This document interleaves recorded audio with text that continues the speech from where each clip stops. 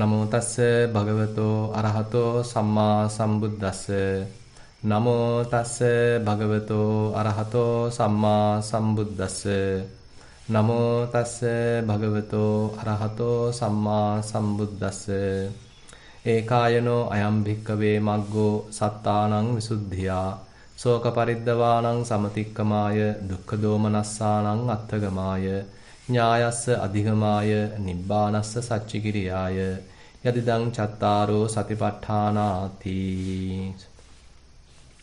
ශ්‍රද්ධාවන්ත පින්වත්නි, අපේ ඉරිදා ධර්මදේශනාව සඳහා මාතෘකාව සපයාගෙන තියෙන්නේ සතිපට්ඨාන සූත්‍රයෙන්. සතිපට්ඨාන සූත්‍රය මජ්ක්‍ධිම නිකායේ දීඝ නිකායේ අන්තර්ගත වෙලා තිනවා. ඊට අමතරව සංයුක්ත නිකායේ වෙනමම සූත්‍ර ගණනාවක් සතිපට්ඨානය අලලා දේශනා කරපු සූත්‍ර ගණනාවක් එකතු කරලා සතිපට්ඨාන සංයුක්තයේ වශයෙන් ගොනු කරලා තියෙනවා. ඉතින් මේ විදිහට සූත්‍ර රාශියක ඉදිරිපත් වෙන මේ සතර සතිපට්ඨාන ධර්මයන් සම්බන්ධයෙන් අපි මේ වෙනකොට සෑහෙන්න සාකච්ඡා කළා. අද ඒ සාකච්ඡාවේ අවසාන අදියරට පැමිණලා තියෙනවා. බුදුරජාණන් වහන්සේ සතිපට්ඨාන ධර්ම 4ක් දේශනා කරනවා. කය මුල් කරගෙන සිහිය දියුණු කිරීම, කායානුපස්සනාව. ඊළඟට කයේ හිතේ හටගන්නා විවිධාකාර වේදනාවන් මුල් කරගෙන සිහිය දියුණු කිරීම, වේදනානුපස්සනාව. ඊළඟට හිත මුල් කරගෙන හිතේ හටගන්නා විවිධ චිත්ත ස්වභාවයන්, සිතුවිලි මුල් කරගෙන මේ සතිය ප්‍රඥාව දියුණු කිරීම, චිත්තානුපස්සනාව.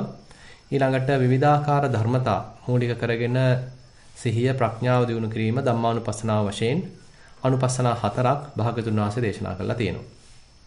ඒතර මේ අනුපස්සනා එක එකක් අතිශය ප්‍රබලයි. මේ එක එක අනුපස්සනාවක් යම්සි කෙනෙක් භාවිතා බහුලී කතා කියන ආකාරයට ක්‍රමානුකූලව ප්‍රගුණ කරනවා නම්, ක්‍රමානුකූලව වඩනවා නම්, ඒ වගේම බහුලීකృత කරනවා නම් ඒ හරහා චතුරාර්ය සත්‍ය ධර්මයන් අවබෝධ කරගන්න පුළුවන් බව අපි ගිය සතියේ සාකච්ඡා කළා. කායानुපස්සනාව යම්සි කෙනෙක් නිවරදිව වඩනවා නම්, ප්‍රගුණ කරනවා නම්, බහුලීකృత කරනවා නම් ඒ හරහා දුක්ඛ සත්‍ය අවබෝධ කර ගැනීමක්, දුක්ඛ සමුදය අවබෝධ කර ගැනීමක්, දුක්ඛ නිරෝධයක් අවබෝධ කර ගැනීමක්, ඊළඟට ඒ බඳු මාර්ගයකට අවතීර්ණ වීමක්, මාර්ග සත්‍ය වර්ධනය කිරීමක්, වඩා වර්ධනය කිරීමක්, ප්‍රගුණ කිරීමක් කරන්න පුළුවන්. ඒ වගේමයි වේදනානුපස්සනාව, ඒ වගේමයි චිත්තානුපස්සනාව, ඒ වගේමයි ධම්මානුපස්සනාව. දැන් අපි මේ වෙනකොට ධම්මානුපස්සනාවේ එන සත්‍ය පබ්බයට පැමිණලා තියෙනවා. දැන් සත්‍ය පබ්බය කියලා කිව්වහම මෙතෙන්දී භාගතුන් වහන්සේ චතුරාර්ය සත්‍ය ධර්මයන් ගැන තමයි දේශනා කරන්නේ. හැබැයි සතිපට්ඨාන සූත්‍රය මජ්ක්‍ධිම නිකාය අපි පොඩ්ඩක් අවධානය යොමු කළොත් ඒක ඊටාම කෙටියෙන් තමයි චතුරාර්ය සත්‍ය ධර්මයන්ගේ නම විතරයි අතරම තියෙන්නේ. මෙන්න මේකයි දුක්ඛාර්ය සත්‍ය, මෙන්න මේකයි සමුදයාර්ය සත්‍ය, මෙන්න මේකයි නිරෝධාර්ය සත්‍ය කියලා මේ බොහොම කෙටියෙන් තමයි බුදුරජාණන් වහන්සේ එතන චතුරාර්ය සත්‍ය ධර්මයන් දේශනා කළා තියෙන්නේ. ඊළඟට දීඝ නිකායේ චතුරාර්ය සත්‍ය කොටස ගත්තොත් එතන බොහොම දීර්ඝ විස්තරයක් එනවා. දුක කියන්නේ කුමක්ද කියන එක, ජාතිපි දුක්ඛා, ජරාපි දුක්ඛා ඔය ආදී වශයෙන් බොහොම දීර්ඝ විස්තරයක් කළා. ඒ එක එකකින් නිරූපණය වෙන කාරණය බොහොම දීර්ඝව පැහැදිලි කරලා තියෙනවා. ඊට පස්සේ දුක්ඛ සමුදය, ඒ කියන්නේ තණ්හාව ගැන විවිධාකාරයෙන් ප්‍රකාශ කළා. ඒ තණ්හාව ඇති වෙන ස්ථාන ගැන විශේෂයෙන් ප්‍රකාශ කළා. බොහොම දීර්ඝ විස්තරයක් එනවා. ඊළඟට දුක්ඛ නිරෝධ ආර්ය සත්‍ය වශයෙන් දුක්ඛ නිරෝධයක් ගැන ප්‍රකාශ කළා. ඊට පස්සේ ඒ ගැනත් ඒ දුක්ඛ නිරෝධයක් සාක්ෂාත් කරන ස්ථාන වශයෙන් අර තණ්හාවම ඇති වෙන තැන්වල තණ්හාව ෂය වීම, තණ්හාව නිරුද්ධ වී යාම, එතනම අන්න නිරෝධ සත්‍යයක් සාක්ෂාත් කිරීම ගැන දීර්ඝව විස්තර කරනවා. ඊළඟට මාර්ග සත්‍ය වශයෙන් ඒ ආරෂ්ඨාංග මාර්ගය විස්තර කරලා තියෙනවා. දැන් එතකොට මේ විදිහට මේ චතුරාර්ය සත්‍යයන් විස්තර කරන භාගතුන් වහන්සේ විශේෂයෙන්ම දුක්ඛ සත්‍ය සම්බන්ධයෙන් මතක් කරන ප්‍රධාන කාරණේ තමයි පරිඤ්ඤයයන් කියන කාරණේ. දුක්ඛ සත්‍ය කියන එක අපි අවබෝධ කරගන්න උත්සාහවන්ත විය යුතුයි. එහෙම නැතුව දුකෙන් පැනලා යාමක් හෝ දුක සමග තරහක් ඇති කර ගැනීම හෝ එහෙම දෙයක් නෙමෙයි මෙතෙන්දී බලාපොරොත්තු වෙන්නේ. දුක අවබෝධ කර ගැනීමක්. ඉදං දුක්ඛං අරිය සත්‍යං කියලා මේ තියෙන දුක, මේ පහළලා තියෙන දුක, දැන් අත්දකින්නේ දුක කියලා ඒ තමන් මේ මොහොතේ ලබන යම්කිසි අත්දැකීමක් මුල් කරගෙන ඒක මම මගේ කියන මමත්වයකින් ගන්නෙ නැතුව ඊටාම නිවැරදි ආකාරයකින් මේ දැන් දුක පහළ වෙලා තියෙනවා. දැන් අත්දකින්නේ යම් ආකාරයක දුකක් කියලා අර ඒ අරමුණක් වශයෙන් අපි ආස්වාස ප්‍රස්වාසය දිහා අරමුණක් වශයෙන් දකිනවා. එහෙම නැත්නම් සක්මනකදී වම දකුණ කියලා නැත්නම් ඔසවනවා තබනවා කියලා එහෙම නැත්නම් තද ගතියක් රළු ගතියක් කුණුසුමක් සිසිලසක් කියලා අපි ඒක අරමුණක් වශයෙන් දකිනවා. අන්න ඒ දෘෂ්ටි කෝණයෙන්මයි මෙතනත් මේ බලන්න තියෙන්නේ. දැන් මේ දුකක් පහළ වෙලා තියෙනවා. යම් ආකාරයක දුකක් පහළ වෙලා තියෙනවා. කියලා අන්න ඒ බඳු දෘෂ්ටි කෝණයකින් මේ දුක අවබෝධ කර ගැනීමක් තමයි මුලින් අදහස් වෙන්නේ. ඒතර අපි ඒ සම්බන්ධයෙන් සෑහෙන්න ගිය සතියේදී කරුණු කාරණා ගැන හැරපෑවා. මොකද අපි නිවැරදි දෘෂ්ටි කෝණයකින් දුක දිහා බලන්නේ නැත්නම් අපිට වෙන්නේ දුක අවබෝධ කරගන්නවා වෙනුවට දුක වැඩි කර ගැනීම. අපි හිතමු කෙනෙකුට කායික දුකක් නම් තියෙන්නේ. ඒ කායික දුකට තවත් මානසික දුකකුත් එකතු කර ගැනීම තමයි සාමාන්‍යයෙන් සිද්ධ වෙන්නේ. නමුත් මේ කායික දුකක් නම් හට අරගෙන තියෙන්නේ. ඒ කායික දුකක් කියන පදනමේ පිහිටලා අපි ඒ දුක දිහා බලනවා නම් අන නිවැරදි දෘෂ්ටි කෝණයකින් ඉදං දුක්ඛං අරිය සත්‍යං කියලා අන්න ඒ දුක අවබෝධ කරගන්න ඒකේ යථා ස්වභාවය තේරුම් ගන්න දරන ප්‍රඥාවන්ත එළඹීමක් එතන තියෙනවා. ඊළඟට එබඳු දුකක් අවබෝධ වුණා නම් අන්න බුදුහාඳුර පරිඤ්ඤාතං කියලා දැන් මේ දුක අවබෝධ වුණා. දුක වැටහුණා. හොඳට තේරුම් ගත්තා. කියලා මේ දුක හාත්පසින් තේරුම් ගැනීම පරිඤ්ඤාතං වශයෙන් පෙන්වනවා. ඊළඟට දුක්ඛ සමුදය වශයෙන් තණ්හාව ගැන කියලා දෙනවා. එතකොට තණ්හාවේ ප්‍රභේද තුනක් පෙන්වනවා. කාම තණ්හා, භව තණ්හා, විභව තණ්හා කියලා. විවිධාකාර පංචකාමයන් කෙරෙහි ඇති ආසාව කාම තණ්හාව වශයෙන්. ඊළඟට අපිට ඊළඟ මොහොතක් ගැන අපේ හිතේ තියෙන එළඹීම. ඊළඟ දෙයක් ප්‍රාර්ථනා කිරීම. ඊළඟ මොහොතක් ප්‍රාර්ථනා කිරීම. ඊළඟ තත්වයක් ප්‍රාර්ථනා කිරීම. මේ මොහොතේ අපි තෘප්තිමත් නොවි අප්‍තෘප්ති කරව ඊළඟ අවස්ථාවක්, ඊළඟ ජවනිකාවක්, ඊළඟ තත්වයක්, ඊළඟ භවයක් ප්‍රාර්ථනා කිරීම. ඒ ගැන හිතා සිහින මැවීම, ආසා කිරීම මේ සියල්ලම භව තණ්හා වශයෙන් තේරුම් ගන්න පුළුවන්. ඒතර මේ මොහොතේ අත්දකින්න යම්කිසි දුකකින් පැනලා යන්න දඟලන දැඟලීම. එතනට ඇතිවෙන යම්කිසි ප්‍රතිරෝධය. මේවා අන්න විභව තණ්හා වශයෙන් හඳුනා ගන්න පුළුවන්. ඒතර මේ කාම තණ්හාවෙන්, භව තණ්හාවෙන්, විභව තණ්හාවෙන් මෙහෙවුණු ලබන යම්කිසි සිතක් උරුම කරගන්නේ දුකක්. ඒතර මේ දුක ඇතරම සෑහෙන්න පුලුල් ක්ෂේත්‍රයක පැතිරලා තියෙනවා. දැන් දුකක් කිව්වහම ඇතම් කෙනෙකුට හිතෙන්නේ කායික දුකක්, යම්සි වේදනාවක්, ලෙඩක් දුකක් වෙනදුනහම ඇති වෙච්ච වේදනාවක් ඔන්න වගේ මට්ටමක් හිතෙන්නේ. හැබැයි ඊට වඩා බොහෝම සියුම් මට්ටමකින් පවා මේ දුක හඳුනා ගන්න පුළුවන්. බුදුරජාණන් වහන්සේ කියනවා යං අනිච්ඡං තං දුක්ඛං. යම්සි දෙයක් අනිත්‍යද එය දුකක්. එතකොට යම් හෝ තැනක අපිට අනිත්‍ය ලක්ෂණයක් හොඳට ප්‍රකට වෙනවා නම්, ඇතිවීම නැතිවීම ස්වභාවයක් අපිට ප්‍රකට වෙනවා නම්, වෙනස් වීමක් ප්‍රකට වෙනවා නම්, තියෙන ස්වභාවයෙන් අන්‍ය ස්වභාවයකට පත්වීමක් ප්‍රකට වෙනවා නම් අන්න එතන තියෙනවා දුකක්. ඒතර බලුවම අතිශය සියුම් අර්ථයක් එතන තියෙන්නේ. ඒතර දුකේ බොහෝම සියුම් මට්ටමකින් අවබෝධ කරගන්න එහෙනම් අපිට සිද්ධ වෙනවා. ඒ වගේමයි අපේ යම්කිසි අවස්ථාවකට අත්දකින්නකොට යම් අත්දැකීමකට මුහුණ දෙනකොට අපේ හිතේ යම් නොරුස්නා ගතියක් පහළ වෙන්න පුළුවන්. මේ අත්දැකීම කෙරෙහි යම්කිසි ප්‍රතිරෝධයක් හිතේ ඇති වෙන්න පුළුවන්. අමනාපයක් සුළු මට්ටමකින් අමනාපයක් අපේ හිතේ ඇති වෙන්න පුළුවන්. මේකත් දුකක්. හැබැයි ඉන් එහා ගිහිල්ලා තරහවක්, ක්‍රෝධයක්, වෛරයක්, චිත්ත පීඩාවක්, දුම්නසක් ඇති වෙන්න පුළුවන්. මේකත් දුකක්. ඊට පස්සේ අපි හිතමු යම්සිනේ බොහොම තීව්‍ර කටුක මරණීය වේදනාවක් දුක් විඳිනවා. මරණීය වේදනාවක් අත්දකින්නවා. ඒතකොට මේකත් දුකක්. නැත්නම් මානසික වශයෙන් බොහොම වික්ෂෝපයටපත් වෙලා බොහොම අති ප්‍රබල වශයෙන් කඩාවැටීමක් මානසික වශයෙන් දුක් විඳීමක් සිද්ධ වෙන්න පුළුවන්. ඒකත් දුකක්. ඒතකොට අපිට තේරෙනවා මෙන්න මේ බඳු බොහොම පුළුල් ක්ෂේත්‍රයක මෙන්න මේ දුක පැතිරලා තියෙනවා. මේ සෑම දුකක්ම එහෙමනම් ඒ අවස්ථානුකූලව තමන් යම් අවස්ථාවකදී යම් දුකකට මුහුණ දෙනකොට ඒ හරහා යනකොට එය දුක වශයෙන් හඳුනා ගැනීම. දුක වශයෙන් තේරුම් ගැනීම.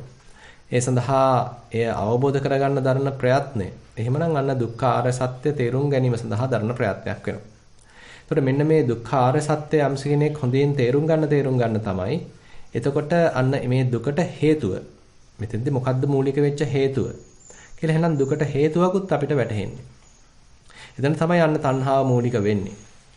එතකොට තණ්හාව බොහොම සියුම් අන්දමින් ක්‍රියාත්මක වෙනවා. එතකොට මේ කාම තණ්හා, භව තණ්හා, විභව තණ්හා කියලා අපි බෙදලා පෙන්නුවට ඒ තුනම බොහොම සූක්ෂමව එකට බැඳිලා තමයි අපේ හිත ඇතුලේ ක්‍රියාත්මක වෙන්නේ. උදාහරණයක් වශයෙන් අපි මේ අවස්ථාවේදී යම්කිසි කරදරකාරී තත්වයකට මුහුණ පාලා තියෙනවා නම් අපිට යම්කිසි ඊට වඩා සැපවත් මට්ටමක් ගැන යම් උවමනාවක් හිතේ ඇති වෙනවා, ආසාවක් හිතේ ඇති වෙනවා. ඒ බඳු සැපවත් මට්ටමක් අපි ප්‍රාර්ථනා කරනවා. අන්න එතන භව තණ්හාවක් තියෙනවා. ඊට පස්සේ ඒත් එක්කම මේ දැන් තියෙන කටුක තත්වයෙන් පැනලා යාමේ උවමනාවක්, ඉක්මනට මේන් අයින් වීමේ උවමනාවක් ඒක තියෙනවා. ඒකට එතන විභව තණ්හාවකුත් තියෙනවා. ඊළඟට පැනලා ගිහිල්ලා ඒ අලුත් තත්වයකටපත් වෙලා අපි විඳින්න හදන්නේ යම්සි පංචකාම හරහා ලැබෙන සතුටක්. ඊට එතන කාම තණ්හාවකුත් තියෙනවා. ඒතකොට මෙන්න මේ තණ්හා තුන බොහොම සියුම් ආකාරයකින් ක්‍රියාත්මක වෙනවා. දැන් තණ්හාව සම්බන්ධයෙන් බුදුරජාණන් වහන්සේ කියන්නේ එතෙන්දිත් අපිට තණ්හාව වශයෙන් තේරුම් ගැනීම අවශ්‍යයි. මේ අවස්ථාවේ තණ්හාවක් තියෙනවා. මේ අවස්ථාවේදී ආසාවක් තියෙනවා. මෙන්න මේ අවස්ථාවේදී කැමැත්තක් තියෙනවා. මේ අවස්ථාවේදී හිතේ යම්කිසි පෙළඹවීමක් තියෙනවා. කියලා අන්න අපිට ඒ ආසාව, තණ්හාව, කැමැත්ත, ලෝභය මේවා හඳුනා ගන්න එනම් සිද්ධ වෙනවා. එතකොට තමයි අන්න දුක්ඛ සමුදයක් අපිට තේරෙන්නේ. අපිට වැටහෙන්නේ. එතකොට ඒ බඳු දුක්ඛ සමුදයක් තේරෙනවා නම් අන්න බුදුහාමුදුර එතෙන්ද කියනවා පහතබ්බං කියලා. මෙතෙන්ද එහෙනම් ඒ දැනෙන ඒ හඳුනාගත්ත තණ්හාව පෝෂණය කරනවා වෙනුවට, ඒ තණ්හාවේ වහලෙක් වෙනවා වෙනුවට ඒ තණ්හාව අතහැරලා දාන්න වෙනවා. තණ්හාව අතහැරීම, ආසාව අතහැරීම, ආසාවට යන්නට ඉඩ හැරීම. ඒකේ වහලෙක් වෙන්නේ නැතුව, ඒකේ අතකොළුවක් වෙන්නේ නැතුව, ඒකට අනුරූප වැඩ කරන්නේ නැතුව තණ්හාව අතහැර දැමීම තමයි ඒකේ අපිට ක්‍රියාත්මක වශයෙන් කරන්න තියෙන්නේ. ඒතකොට දුක්ඛ සත්‍ය සම්බන්ධයෙන් නම් අපිට කරන්න තියෙන්නේ දුක අවබෝධ කර ගැනීමක්. දුක්ඛ සමුදය වශයෙන් අපිට කරන්න තියෙන්නේ දුක අතහැර දැමීමක්. මේ දුක්ඛ සමුදය තණ්හාව අතහැර දැමීමක්. ඊට පස්සේ අපිට අද එළඹෙන්න පුළුවන් දුක්ඛ නිරෝධ සත්‍යයට එතෙන්දී බුදුරජාණන් වහන්සේ මේ දුක්ඛ නිරෝධය විස්තර කරනවා. දැන් දුක්ඛ නිරෝධ සම්බන්ධයෙන් බුදුරජාණන් වහන්සේ විස්තර කරන්නේ දැන් කුමක්ද මහණෙනි මේ දුක්ඛ නිරෝධය කියලා කියන්නේ? යෝ තස්සායේව තණ්හාය අශේෂ විරාග නිරෝධෝ ඡාගෝ පටිනිස්සග්ගෝ මුත්‍ති අනාලයෝ කියලා බුදුරජාණන් වහන්සේ මේ දුක්ඛ නිරෝධයක් පෙන්වලා දෙනවා. අර කියපු තණ්හාවේම අශේෂ විරාග නිරෝධෝ බොහොම ප්‍රබල වචන මෙතනදී පාවිච්චි වෙලා තිනවා. නිර්වශේෂ නිරුද්ධ වී යාම, නිර්වශේෂ විරාග නිරෝධය. ඒ කියන්නේ එක බිඳුවක්වත් ඉතුරු නොවි සම්පූර්ණයෙන්ම අවසන් වී ස්වාභාවිකව ෂය වී දුරු වී යාම එනම් දුක්ඛ නිරෝධයක් වශයෙන් හඳුනන්න පුළුවන්. තණ්හක්ඛය කියන වචනේ අපි මීට කලින් අහලා ඇති. තණ්හාව ෂය කිරීම. ඒකම තමයි නිවන කියලා කියන්නේ. එතකොට මෙතනත් මේ කතා කරන්නේ මේ නිවන සම්බන්ධයෙන්. ඒතර එකපාරටම එතකොට මේ කියන උත්කෘෂ්ඨ මට්ටම කෙනෙකුට ළඟා වෙන්න බැරි වෙයි. හැබැයි යන්න තියෙන එල්ලය අපේ ඉලක්කයේ වියුත්තේ ඔන්නෝකයි. තස්සායේව තණ්හාය අශේෂ විරාග නිරෝධෝ. අර කියපු ඒ තුන් ආකාර වූ තණ්හාවේ කිසිසේත්ම ඉතිරි නොවෙච්ච මට්ටමක ප්‍රහාණය වීමක්, මුලිනුපුටා දැමීමක්, අවසන් වීමක්, ක්ෂය වී යාමක් තමයි එහෙමනම් මේ නිරෝධයක් වශයෙන් පෙන්වන්නේ. ඉතින් එතකොට කෙනෙක් එක පාටම ඉතින් මේ තත්වයක් අත්දකින්නවා වෙනුවට මේක ක්‍රමානුකූලව ප්‍රතිපදාවක් කරහා ප්‍රතිපදාවක් අනුගමනය කරද්දී එතන තණ්හාව ෂේ වීමක්, එතන තණ්හාව අතහැර දැමීමක්, එතන හිතේ හටගත්ත ආසාව තේරුම් අරගෙන අතහැර දැමීමක්, ඒ හිතේ තියෙන ආසාව ක්‍රියාත්මක නොකර හැරීමක්, ඊට වහල් නොවි සිටීමක් කරමින් තමයි එහෙමනම් මේක ප්‍රතිපදාවක් වශයෙන් දියුණු කරන්න සිද්ධ වෙන්නේ. එහෙමනම් හිතේ හටගත්ත යම්කිසි තණ්හාවක්, ඒ තණ්හාව තේරුම් ගත්තා. හැබැයි තණ්හාවට ස්වාභාවිකව ෂය වී යන්න ඉඩ දුන්නා. අපි සාමාන්‍යයෙන් කරන්නේ හිතේ යම්කිසි තණ්හාවක්, ආසාවක් පහළ වුණාම ඉක්මනටම ක්‍රියාත්මක වෙලා ඒ තණ්හාවට දාසයක් වෙන එක. ඒ තණ්හාව කියපු ආකාරයට කටයුතු කිරීම තමයි සාමාන්‍යයෙන් සිද්ධ වෙන්නේ. ඒකයි බුදුහාඳුරු කියන්නේ ඌනෝ ලෝකෝ අතිත්තෝ තණ්හා දාසෝ කියලා. ඒ කියන්නේ මේ ලෝකයේ ඌණයි හැමතිස්සෙම අප්තෘප්ති කරයි නිරන්තරයෙන්ම මේ තණ්හාවට දාස වෙලා කටයුතු කරනවා. හිතේ යම්කිසි තණ්හාවක්, ආසාවක්, ලෝභයක් පැන නැගුණාම අපි ඉක්මනටම ඒක ක්‍රියාත්මක කරනවා. ඒක පෝෂණය කරනවා. ඒකේ වහලෙක් බවට පත් වෙනවා. දැන් මෙතෙන්දී හිතේ තණ්හාවක් පහළ වුණ බව තේරුම් ගත්තා නම් අන්න ඒ තණ්හාව මත හැර දැමීමක්. නැතු තණ්හාව කියපු දේ කිරීමක් නෙමෙයි. තණ්හාවෙන් ඉල්ලපු දේ දීමක් නෙමෙයි. තණ්හාව මත හැර දැමීමක්.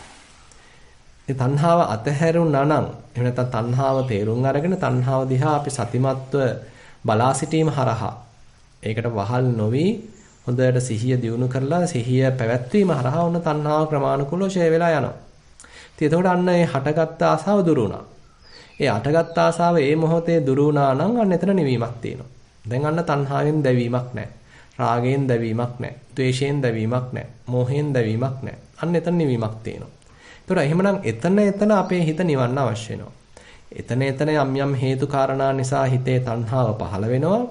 එතනම හඳුනා ගන්නවා. එතනම යන්න ඉඩ හරිනවා. එතනම ෂය වෙලා යන්න, බොඳ වෙලා යන්න, දිය වෙලා යන්න ඉඩ හරිනවා. අන්න එතනම නිරෝධයක් සාක්ෂාත් වෙනවා.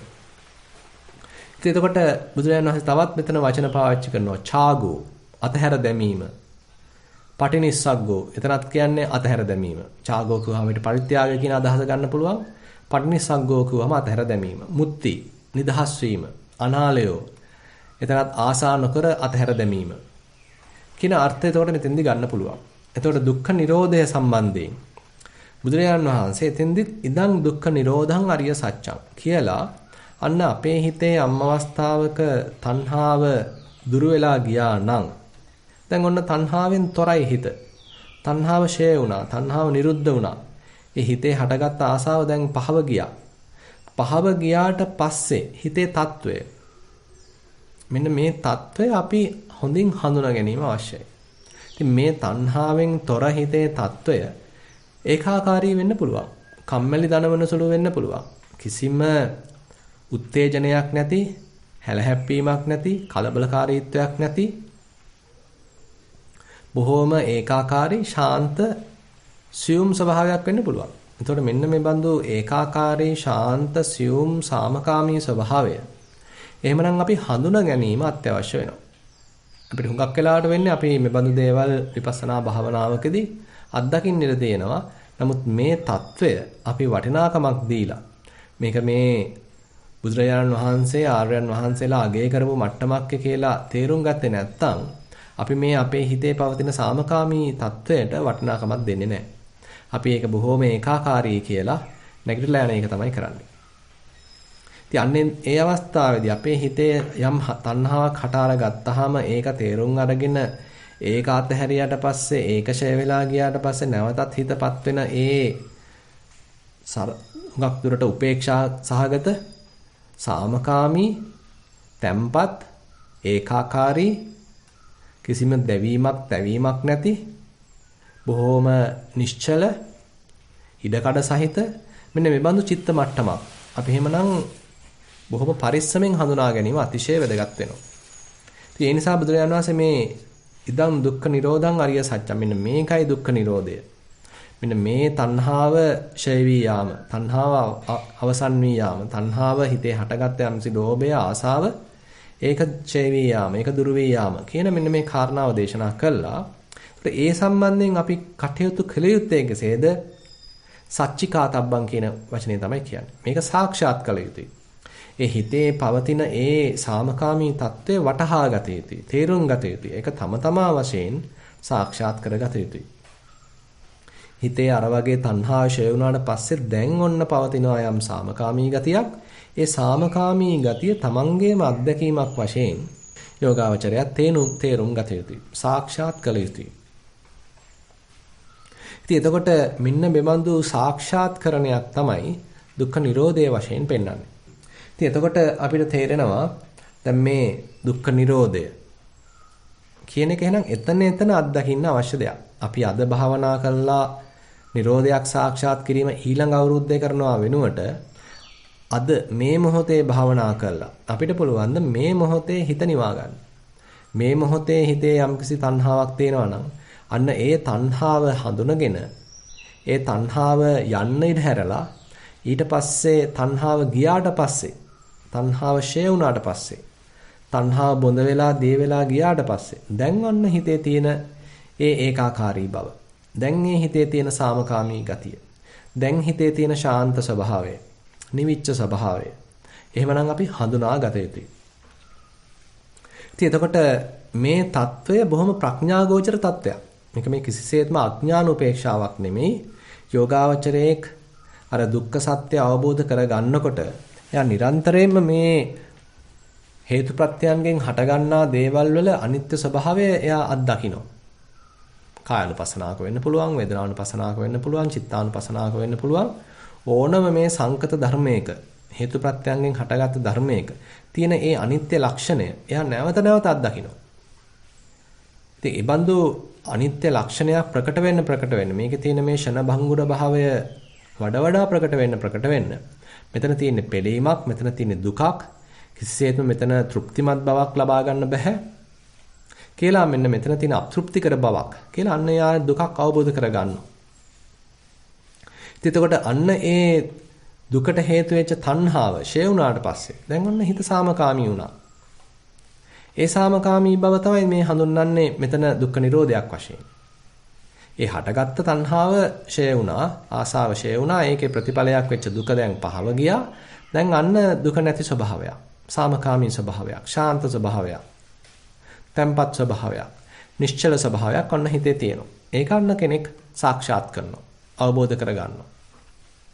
ඉතින් එතකොට දැන් බුදුරජාණන් වහන්සේ මේ චතුරාර්ය සත්‍ය ධර්මයන් විස්තර කරද්දී දැන් දුක වශයෙන් පංච උපාදානස්කන්ධය දුක වශයෙන් දේශනා කරලා තියෙනවා.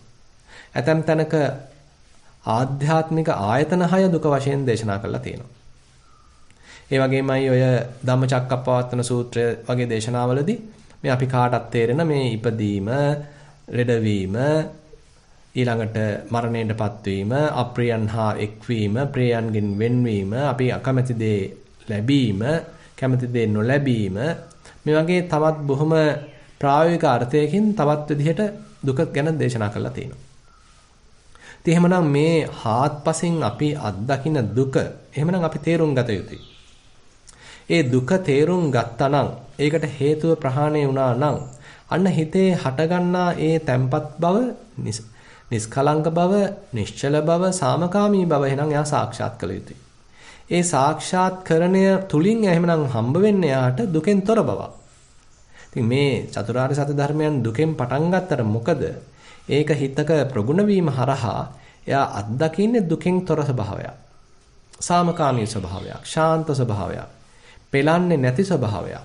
එහෙනම් බුදුරජාණන් වහන්සේගේ ධර්මය මෙන්න මේ සාමකාමී ගතියක්, නිවීමක්, නිස්කලංක ගතියක්, ශාන්ත ගතියක්, සතුරු ස්වභාවයක්, පහන් ස්වභාවයක් වෙත තමයි යොමු වෙලා තියෙන්නේ. එහෙමනම් මේ බඳු දහමක් ප්‍රගුණ කරන කෙනෙක් ඒ දහම වඩා හිතේ වර්ධනය වෙන්න අන්න හිතේ දුක අඩු වෙන්න ඕනේ. හිතේ තියෙන දුම්නස අඩු වෙන්න ඕනේ. හිතේ තියෙන නොසන්සුන් ගති අඩු වෙන්න ඕනේ. අසහනකාරී ගති අඩු වෙන්න ඕනේ. පසුතැවීම් අඩු වෙන්න ඕනේ. ඒ වෙනුවට හිතේ පහන් ස්වභාවයක්, tempat ස්වභාවයක්, ශාන්ත ස්වභාවයක්, එහෙමත් නැත්නම් බොහොම නිස්කලංක ස්වභාවයක්, සතුරු සහගත ස්වභාවයක්, තෘප්තිමත් ස්වභාවයක්. එහෙනම් යා හිතේ අත්දකින්න ඕනේ. එහෙනම් වඩා මේ ධහම ප්‍රගුණ වෙන්න අර බොහොම සාධනීය පැත්තක් තමයි අපේ හිතේ වර්ධනය වෙන්න තියෙන්නේ. ඒ බඳු සාධනීය පැත්තක් තමයි කෙනෙක් එහෙනම් වඩා සාක්ෂාත් කරන්නේ. වඩා අත්දකින්නේ. ඉතින් එතකොට මේ දුක්ඛ සත්‍ය ගැන දේශනා කරන භාග්‍යවතුන් වහන්සේ එතකොට මේ පංච උපාදානස්කන්ධය දුක වශයෙන් දේශනා කරලා තියෙනවා. ආයතන 6 දුක වශයෙන් දේශනා කරලා තියෙනවා. ඒතර බොහොම පුළුල්ව මේ දුක ගැන දේශනා කරලා තියෙනවා. ඊට අමතරව දුක්ඛ සමුදය වශයෙන් දැන් අපි සාමාන්‍යයෙන් අහලා තියෙන්නේ මේ තුන් ආකාර වූ තණ්හාව තමයි දුක්ඛ සමුදය වශයෙන් පෙන්වන්නේ. දුකට හේතුව වශයෙන් පෙන්වන්නේ. නමුත් ඔය ආගන්තුක සූත්‍ර කියලා සූත්‍ර ගණනාවක් එනවා මග්ග සංයුත්තයේ සංයුත්ත නිකායේ. එතෙන්දී එහෙම දුක්ඛ සමුදය වශයෙන් අවිජ්ජා භව තණ්හා කියලා මේකට අවිද්‍යාවත් එකතු කරලා තියෙනවා. ඒතර මෙන්න මේ අවිද්‍යාවත් යම්සි කෙනෙක් හඳුනගත්තා නම් ඒකත් අන දුකට හේතුවක් වෙනවා. බොහොම සූක්ෂම හේතුවක් බවට පත් වෙනවා. භව තණ්හාව කෙනෙක් හඳුනගත්තා නම් අන්න ඒක ඒ දුකට හේතුවක් වෙනවා. ඒක ප්‍රහාණය කරන්න අවස්ථාව ලැබෙනවා. ඒතර මේ තණ්හාවයි අවිද්‍යාවයි දෙකම දුකට හේතු වශයෙන් නැත්නම් සමුදය සත්‍යයක් වශයෙන් දේශනා කරලා තියෙනවා. ඊට පස්සේ තවත් සූත්‍ර දේශනාවල පටිච්ච සමුප්පාද ධර්ම අපි කියන්නේ සමුදය පක්ෂය අවිජ්ජාපච්චය සංඛාරා සංඛාරපච්චය විඥානං විඥානපච්චය නාම රූපං නාම රූපපච්චය සලආයතනං සලආයතනපච්චය පස්සෝ පස්සපච්චය වේදනා වේදනාපච්චය තණ්හා තණ්හාපච්චය උපාදානං උපාදානපච්චය භවෝ භවපච්චය ජාති ජාතිපච්චය ජරා මරණං ශෝක පරිදේව දුක්ඛ දෝමනස් උපායාසා සම්භවಂತಿ ඒව මේවස්ස කේවලස්ස දුක්ඛක්ඛන්දස්ස සමුදයෝ හෝති කියලා ඒ අවිද්‍යාවෙන් පටන් අරගෙන ඒ ක්‍රමානුකූලව තණ්හාව හරහා ගිහිල්ලා දුකක් උරුම වෙන හැටි ඒ දුක හට ගන්නා ආකාරය දුකක් සමුදය වෙන හැටි භාගතුන් වහන්සේ සූත්‍ර දේශනාවලදී මේ දුක්ඛ සමුදය වශයෙන් දේශනා කරලා තියෙනවා. දුකේ හට ගැනීම සිද්ධ වෙන්නේ මෙන්න මේ ආකාරයෙන් බොහොම පටිච්ච සමුප්පන්න ස්වභාවයකට හේතුඵල දහමක් අනුව කියන කාරණාව බුදුරජාණන් වහන්සේ මතු කරලා දීලා තියෙනවා. ඊළඟට මේ දුක්ඛ නිරෝධ සත්‍ය දැන් අපි අද කතා කළා අර පෙන්වන තණ්හාවේම ඡය වී යාම පූර්ණ වශයෙන් මුලින් උපුටා දැමීම තමයි දුක්ඛ නිරෝධයක් කියලා කිව්වේ. ඒ දුක්ඛ නිරෝධය සාක්ෂාත් කළ යුතුයි කියන එකත් අපි අද දේශනා කළා. ඒතකොට භාගතුන් වහන්සේ මේ දුක්ඛ නිරෝධය කියන එක ඔය ඒ ආගන්තුක සූත්‍රය වලදී දේශනා කරනවා විඥා විමුක්ති වශයෙන්. ඒ කියන්නේ මේ දුක්ඛ නිරෝධය දේශනා කළා තියෙනවා තවත් මුහුණුවරකින් ඒ තමයි සාක්ෂාත් කරගන්න තියෙන්නේ විද්‍යාවත් විමුක්තියත් කියන කාරණා දෙකක් කියලා. ඒ කියන්නේ හිතේ යම්සිට අවස්ථාවකදී හොඳට ප්‍රඥාව දියුණුනා නම් ඒ ප්‍රඥාව නිසා අර හිතේ තීච්ච අල්ලා ගැනීම, උපාදාන කිරීම, දැඩිව බදා ගැනීම මේ සියල්ල අන්න අතහැරෙනවා. අන්න හිත නිදහස් වෙනවා. අන්න විමුක්තියක් සාක්ෂාත් කරනවා. ඒතකොට මේ විමුක්තිය සාක්ෂාත් කරගන්න හේතුනේ අර හිතේ යම් විද්‍යාවක් පහළ වීම. ආලෝකයක් පැමිණීම. ඒකයි බුදුහාමුදුරු කියන්නේ ආලෝකෝ උදපාදි විඥා උදපාදි ඔය විදිහට දේශනා කරන්නේ ඒකයි මේ විද්‍යාවක් හිතේ පහළ වුණා ප්‍රඥාවක් ඉපදුණා අවබෝධයක් පැන නැග්ගා ඒ අවබෝධය නිසා අන්න දුක අතහැරුණා තණ්හාව ෂේ වුණා දැන් අන්න ඒ ප්‍රඥාව නිසා හටගත්ත විමුක්තියක් ප්‍රඥාව මත පදනම් වෙලා හටගත්ත විමුක්තියක් නිදහසක් අවබෝධයක් තමයි මෙතන ප්‍රකාශ කරන්නේ එමුනම් මේ හිත කිසිම පටලැවිල්ලකින් තොරව බොහොම සාමකාමීව කිසිවක් උපාදාන නොකර ලෝභයේ කිසිවක් හා ඇලෙන්නේ බැඳෙන්නේ නැතිව ඒ පවතින తত্ত্বය එමනම් ප්‍රඥාවකින් තෙද ගැන්විච්ච తত্ত্বයක්. ඒක නිකන් අඥාන උපේක්ෂාවක් නෙමෙයි. බොහොම ප්‍රබල විපස්සනාවක් කරහා ගිහිල්ලා හේතුඵල ධමයක් වටහාගෙන ත්‍රිලක්ෂණයක් අවබෝධ කරගෙන ඒ මත පිහිටලා ඒ මත පදනම් වෙලා හිතේ ඇතිවෙච්ච යම් නිදහසක්. ලෝභයේ ඇති කිසිවක් උපාදාන නොකර පවත්වන්නා වූ අනිශ්චිත ස්වභාවය තමයි එහෙනම් මේ දුක්ඛ නිරෝධයක් වශයෙන් දේශනා කරන්නේ. ඒතර මෙතන තියෙන ලොකු ප්‍රඥා මුහුණුවරක්. මේක අඥාන උපේක්ෂාවක් නෙමෙයි. බොහොම ප්‍රබල විපස්සනා නුවණක් මත පදනම් කරගෙන තමයි මේ හිතය දැන් නිස්කලංකව තියෙන්නේ. හිත දැන් බොහොම සාමකාමීව තියෙන්නේ. හිත දැන් බොහොම සරලව තියෙන්නේ. හිත දැන් බොහොම නිශ්චලව තියෙන්නේ. කිසිවක් උපාදාන නොකර තියෙන්නේ. කිසිවක්ම ලෝකයේ ඇසුරු නොකර තියෙන්නේ. බොහොම ප්‍රඥාවන්ත පදනමක් මත පිහිට කරගෙනයි.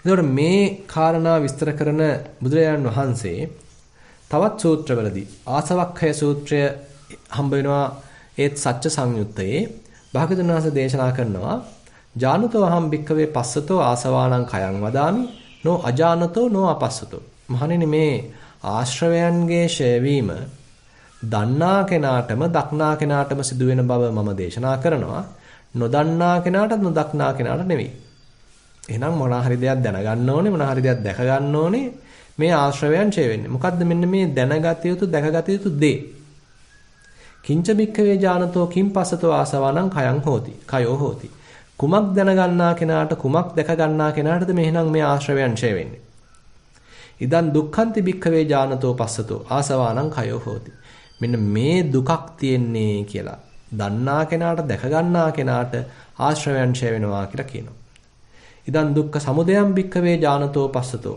ආසවානං khයෝ හෝති මේ තියෙන දුකට හේතුවක් කියලා අන්නේ තණ්හාව හඳුනා ගන්නා කෙනාට තේරුම් ගන්න කෙනාට අනාශ්‍රවයන් ඡේ වීමක් ප්‍රහාණය වීමක් සිද්ධ වෙන බව භාගතුන් වහන්සේ පෙන්වනවා. ඉදන් දුක්ඛ නිරෝධං භික්ඛවේ ඥානතෝ පස්සතෝ ආසවානං khයෝ හෝති. මෙන්න මේ වෙලාවේදී දුක්ඛ නිරෝධයක් සිද්ධ වුණා. නැත්නම් තණ්හාව ෂේ වුණා, තණ්හාවෙන් හිත නිදහස් වුණා, හිත සාමකාමී වුණා කියලා අන්නේ తত্ত্বය. යම්ස කෙනෙක් යම් මොහොතක සාක්ෂාත් කරනවා නම්, අවබෝධ කරගත්තා නම් අන්න එතෙන්දී අන්න ආශ්‍රවයන්ගේ ෂේ වීමක් සිද්ධ වෙන බව භාගතුන් වහන්සේ දේශනා කරනවා. ඉදන් දුක්ඛ නිරෝධ ගාමිනී පටිපදං ඥානතෝ පස්සතෝ ආසවානං කයෝ හෝති. මේ ඒබඳු ප්‍රතිපදාවක් අවබෝධ කරගන්නා වූ කෙනාට, ඒබඳු ප්‍රතිපදාවක් වඩන කෙනාට, ප්‍රගුණ කරන කෙනාට, බහුලීකృత කරන කෙනාට අන්න ආශ්‍රවයන් ඡය වෙන බව භාගතුන් වහන්සේ දේශනා කරනවා. ඉතින් ඒ නිසා බුදුහාමුදුරුවෝ උනන්දු කරනවා තස්මාතිහ භික්ඛවේ ඉදං දුක්ඛන්ති යෝගෝ කරණීයෝ. ඒ නිසා මහණෙනි මෙන්න මේ දුක්ඛ සත්‍ය අවබෝධ කර ගැනීම සඳහා උත්සාහවන්ත වෙන්න. දුක්ඛ සත්‍ය අවබෝධ කර ගැනීම සඳහා මහන්සි වෙන්න. ඒ සඳහා වෑයම් කරන්න. ඒ සඳහා භාවනාවක් වඩන්න. යෝගෝ කියන වචනයෙන් ඇත්තටම භාවනාව කියන අදහසත් ගන්න පුළුවන්. ඒ වගේමයි අප්‍රමාදීව කටයුතු කරන්න කියන අදහසත් ගන්න පුළුවන්. ඒ වගේමයි දුක්ඛ සමුදය ප්‍රහාණය කරන්න, දුක්ඛ නිරෝධය සාක්ෂාත් කරන්න, මාර්ග සත්‍ය ප්‍රගුණ කරන්න උත්සාහවත් වෙන්න, අප්‍රමාදී වෙන්න, බණ භාවනාව වඩන්න කියන කාරණාව බුදුරජාණන් වහන්සේ මතු කරලා දෙනවා. ඉතින් එතකොට දැන් මේ සූත්‍ර අනුව අපිට තේරෙනවා යම්ස කෙනෙක් මේ චතුරාර්ය සත්‍ය ධර්මයන් අවබෝධ නොවීම නිසා තමයි මේ දීර්ඝ සංසාරයේ දිගටම ගමන් කරන්නේ. ඉතින් ඒක බුදුරහාමුදුරුවෝත් කියනවා මමත් ඔබලාත් මේ දීර්ඝ සංසාරේ අගක් මුලක් නැති ගමනක යෙදුනා. මොකද මේ චතුරාර්ය සත්‍යයන් අවබෝධ නොවීම නිසා. ඉතින් ඒ නිසා යම්ස කෙනෙක් මේ චතුරාර්ය සත්‍ය ධර්මයන් අවබෝධ කර ගැනීම සඳහා, තමා තුළ ප්‍රගුණ කර ගැනීම සඳහා, එතන වැඩිම සඳහා කටයුතු කරනවා නම් අන්න ඒක මාර්ග සත්‍ය ප්‍රගුණ කිරීමක් වෙනවා. අපි මේ යම් අවස්ථාවක හිතේ හටගත්ත දුක තේරුම් ගැනීම, අවබෝධ කර ගැනීම, ඒකට හේතුව හඳුනාගෙන ඒ හේතුව අතහැර දැමීම, ඒ දුක නැතිවීම නිසා, ඒ වගේම තණ්හාව දුරු වී යාම නිසා දැන් ඔන්න හිතේ තියෙන ඒ සාමකාමී ස්වභාවය සාක්ෂාත් කිරීම, මෙන්න මේ කටයුත්ත නැවත නැවත කරනවා නම්, බොහොම සිහියෙන් ඉඳගෙන එතන මේක ප්‍රතිපදාවක් වශයෙන් වඩනවා නම් ඔන්න අපිට එතෙන්දී මාර්ග සත්‍යයක් මුණ ගැහෙනවා. මාර්ග සත්‍යයත් අන්න ප්‍රතිපදාවක් වශයෙන් යෝගාවචරයේ හඳුන ගන්නවා. එතකොට මේ මාර්ග සත්‍ය විශේෂයෙන්ම සමත විදර්ශනාවන් වශයෙන් දේශනා කරලා තියෙනවා. දැන් අපි කලිනුත් මතක් කරපු ඒ ආගන්තුක සූත්‍රවලදී සච්චපබ්බේන මාර්ග සංයුත්තේන ඒ ආගන්තුක සූත්‍රවලදී බුදුරජාණන් වහන්සේ දේශනා කරනවා මේ සමත විපස්සනා කියන කොටස් දෙක තමයි මාර්ග සත්‍ය කියලා කියන්නේ කියලා. ඉතින් එතකොට ඒ බඳු සමත විපස්සනාවක් භාවයේ තබ්බන් ඒක ප්‍රගුණ කරන්න අවශ්‍ය වෙනවා. වඩන්න අවශ්‍ය වෙනවා. දියුණු කරන්න අවශ්‍ය වෙනවා. ඒ වගේම මේ පිංගුතුන් බහුලව අහලා තියෙන මාර්ග සත්‍ය වශයෙන් ආරෂ්ඨාංග මාර්ගයක් දේශනා කරලා තියෙනවා. සම්මා දිට්ඨි, සම්මා සංකප්ප, සම්මා වාචා, සම්මා කම්මන්ත, සම්මා ආජීව, සම්මා වායාම, සම්මා සති, සම්මා සමාධි. කියලා එතකොට මෙන්න මේ ආරෂ්ඨාංග මාර්ගයත් මාර්ග සත්‍ය වශයෙන් දේශනා කරලා තියෙනවා. එතකොට මේක කොටස් තුනකට බෙදලා පෙන්නනවා.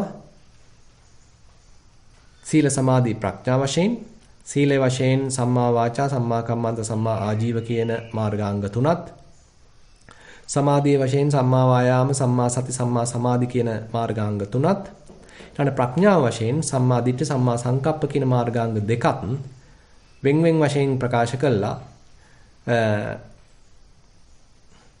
සීල සමාධි ප්‍රඥා වශයෙන් ත්‍රිශික්ෂාවක් වශයෙන් දේශනා කරලා තියෙනවා. ඉතින් එතකොට අපිට එහෙමනම් සීලය ආයත් මුණ ගැහෙනවා, සමාධියක් ආයත් මෙතෙන්දි මුණ ගැහෙනවා, ප්‍රඥාවක් ආයත් මෙතෙන්දි මුණ ගැහෙනවා.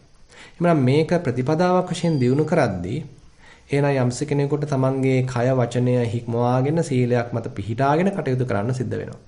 මොකද එහෙම නැත්තම් මේ හිතේ නිරන්තරයෙන්ම දුකක් හට ගන්නවා. හිතේ නිරන්තරයෙන්ම පසුතැවීමක් ඇති වෙනවා.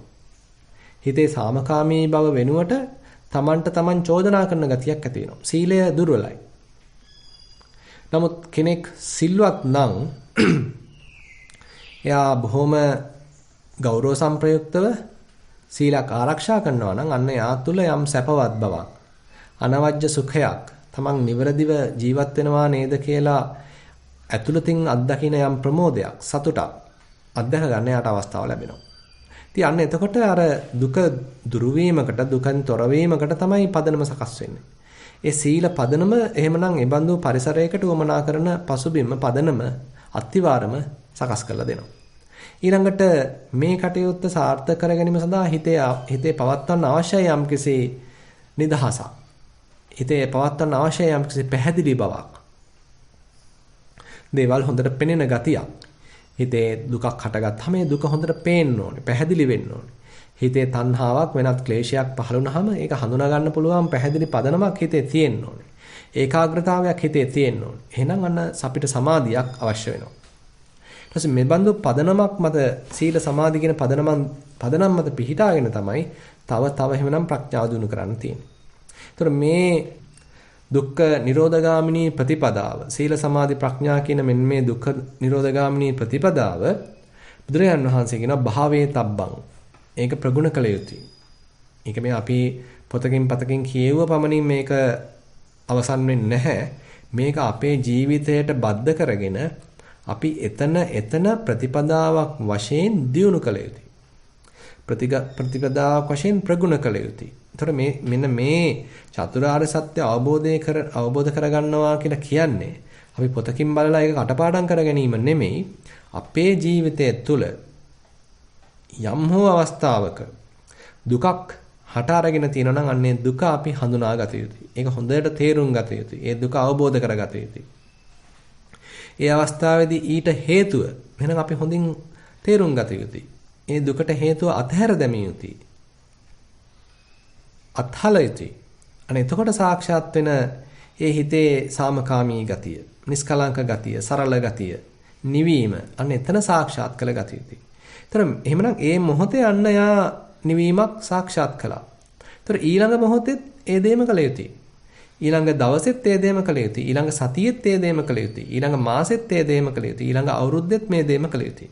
එහෙමනම් අපිට ජීවිත ප්‍රතිපදාවක් වශයෙන් ජීවන ප්‍රතිපදාවක් වශයෙන් එහෙනම් මෙන්න මේ චතුරාර්ය සත්‍ය ධර්මයන් අපේ ජීවිතයට ඒකාබද්ධ කරගෙන අපි ප්‍රගුණ කළ යුතුයි. අන්න එතකොට තමයි අපි මේ චතුරාර්ය සත්‍ය ධර්මයන් ප්‍රායෝගිකව ක්‍රියාත්මක කළා වෙන්නේ. එහෙනම් අපි ප්‍රායෝගිකව මේ චතුරාර්ය සත්‍ය ධර්මයන් අපේ ජීවිතවලට එකතු කරගෙන ක්‍රියාත්මක කරන තමයි අපි උත්සාහන්ත විය යුත්තේ. ඉතින් එතකොට අපි ගිය සතියේත් මතක් කරා මේ අපි ලබන අත්දැකීම දිහා බලන්න පුළුවන් තවත් දෘෂ්ටි කෝණයක් තමයි බුදුරජාණන් වහන්සේ දේශනා කරලා තියෙන්නේ. කායानुපසනාව කෙනෙක් වඩද්දි මේ දෘෂ්ටි කෝණයෙන් බලන්න පුළුවන්. මේ වෙලාවේදී දුකක් තියෙනවා. මේ දුකට මොකද්ද හේතුව? මේ දුකට හේතුව ඔන්න මං අත්හැරලා දැම්මා. ඊට පස්සේ ඔන්න හිතේ පවතින යම් සාමකාමී ගතියක්. අන්න ඒක සාක්ෂාත් කිරීමක්. අන්න ඒ බඳු ප්‍රතිපදාවක් දිගට දියුණු කිරීමක්. කායानुපසනාවදීත් කෙනෙකුට කරන්න පුළුවන්. වේදනානුපසනාවකදී අපි තුමු යම්සි කායික වේදනාවක් හට අරගෙන තියෙනවා. එයාට ඒක වේදනාවක් වශයෙන් හඳුනා ගන්න පුළුවන්. අන්න දුක අපි හඳුනා ගත්තා. දුක අවබෝධ කර ගන්නවා. මේ වේදනාවේ සැබෑ ස්වභාවය, ඒක හට ගන්න ආකාරය, වෙනස් වෙන ආකාරය, කැලි කැලි වලට බිඳිලා යන ආකාරය, වෙනස් බෙදිලා යන ආකාරය, අන්න දුක හාත්පසින් තේරුම් ගැනීමක්.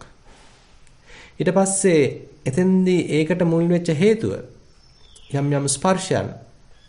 ඒතර අන්නේ බඳු හේතුන් හඳුනා ගැනීමක්. ඊට පස්සේ ඒ හඳුනාගත්තට පස්සේ ඒ වේදනාවන් අත්හැරීම නිසා, වේදනාවන් රූපසම වීම නිසා, සමනය වීම නිසා හිතේ හටගන්නා යම් සාමකාමී ගතියක්, කයේ හටගන්නා සාමකාමී ගතියක්. එහෙමනම් අන්න කෙනෙක් සාක්ෂාත් කළ යුතුයි. ඒ බඳු ප්‍රතිපදාවක් දිනු කරනවා නම් අන්න වේදනානුපස්සනාවක් කරහා චතුරාර්ය සත්‍ය මුහුණුවරකින් යාට මේ චතුරාර්ය සත්‍ය ධර්මයන් ප්‍රගුණ කරන්න පුළුවන්.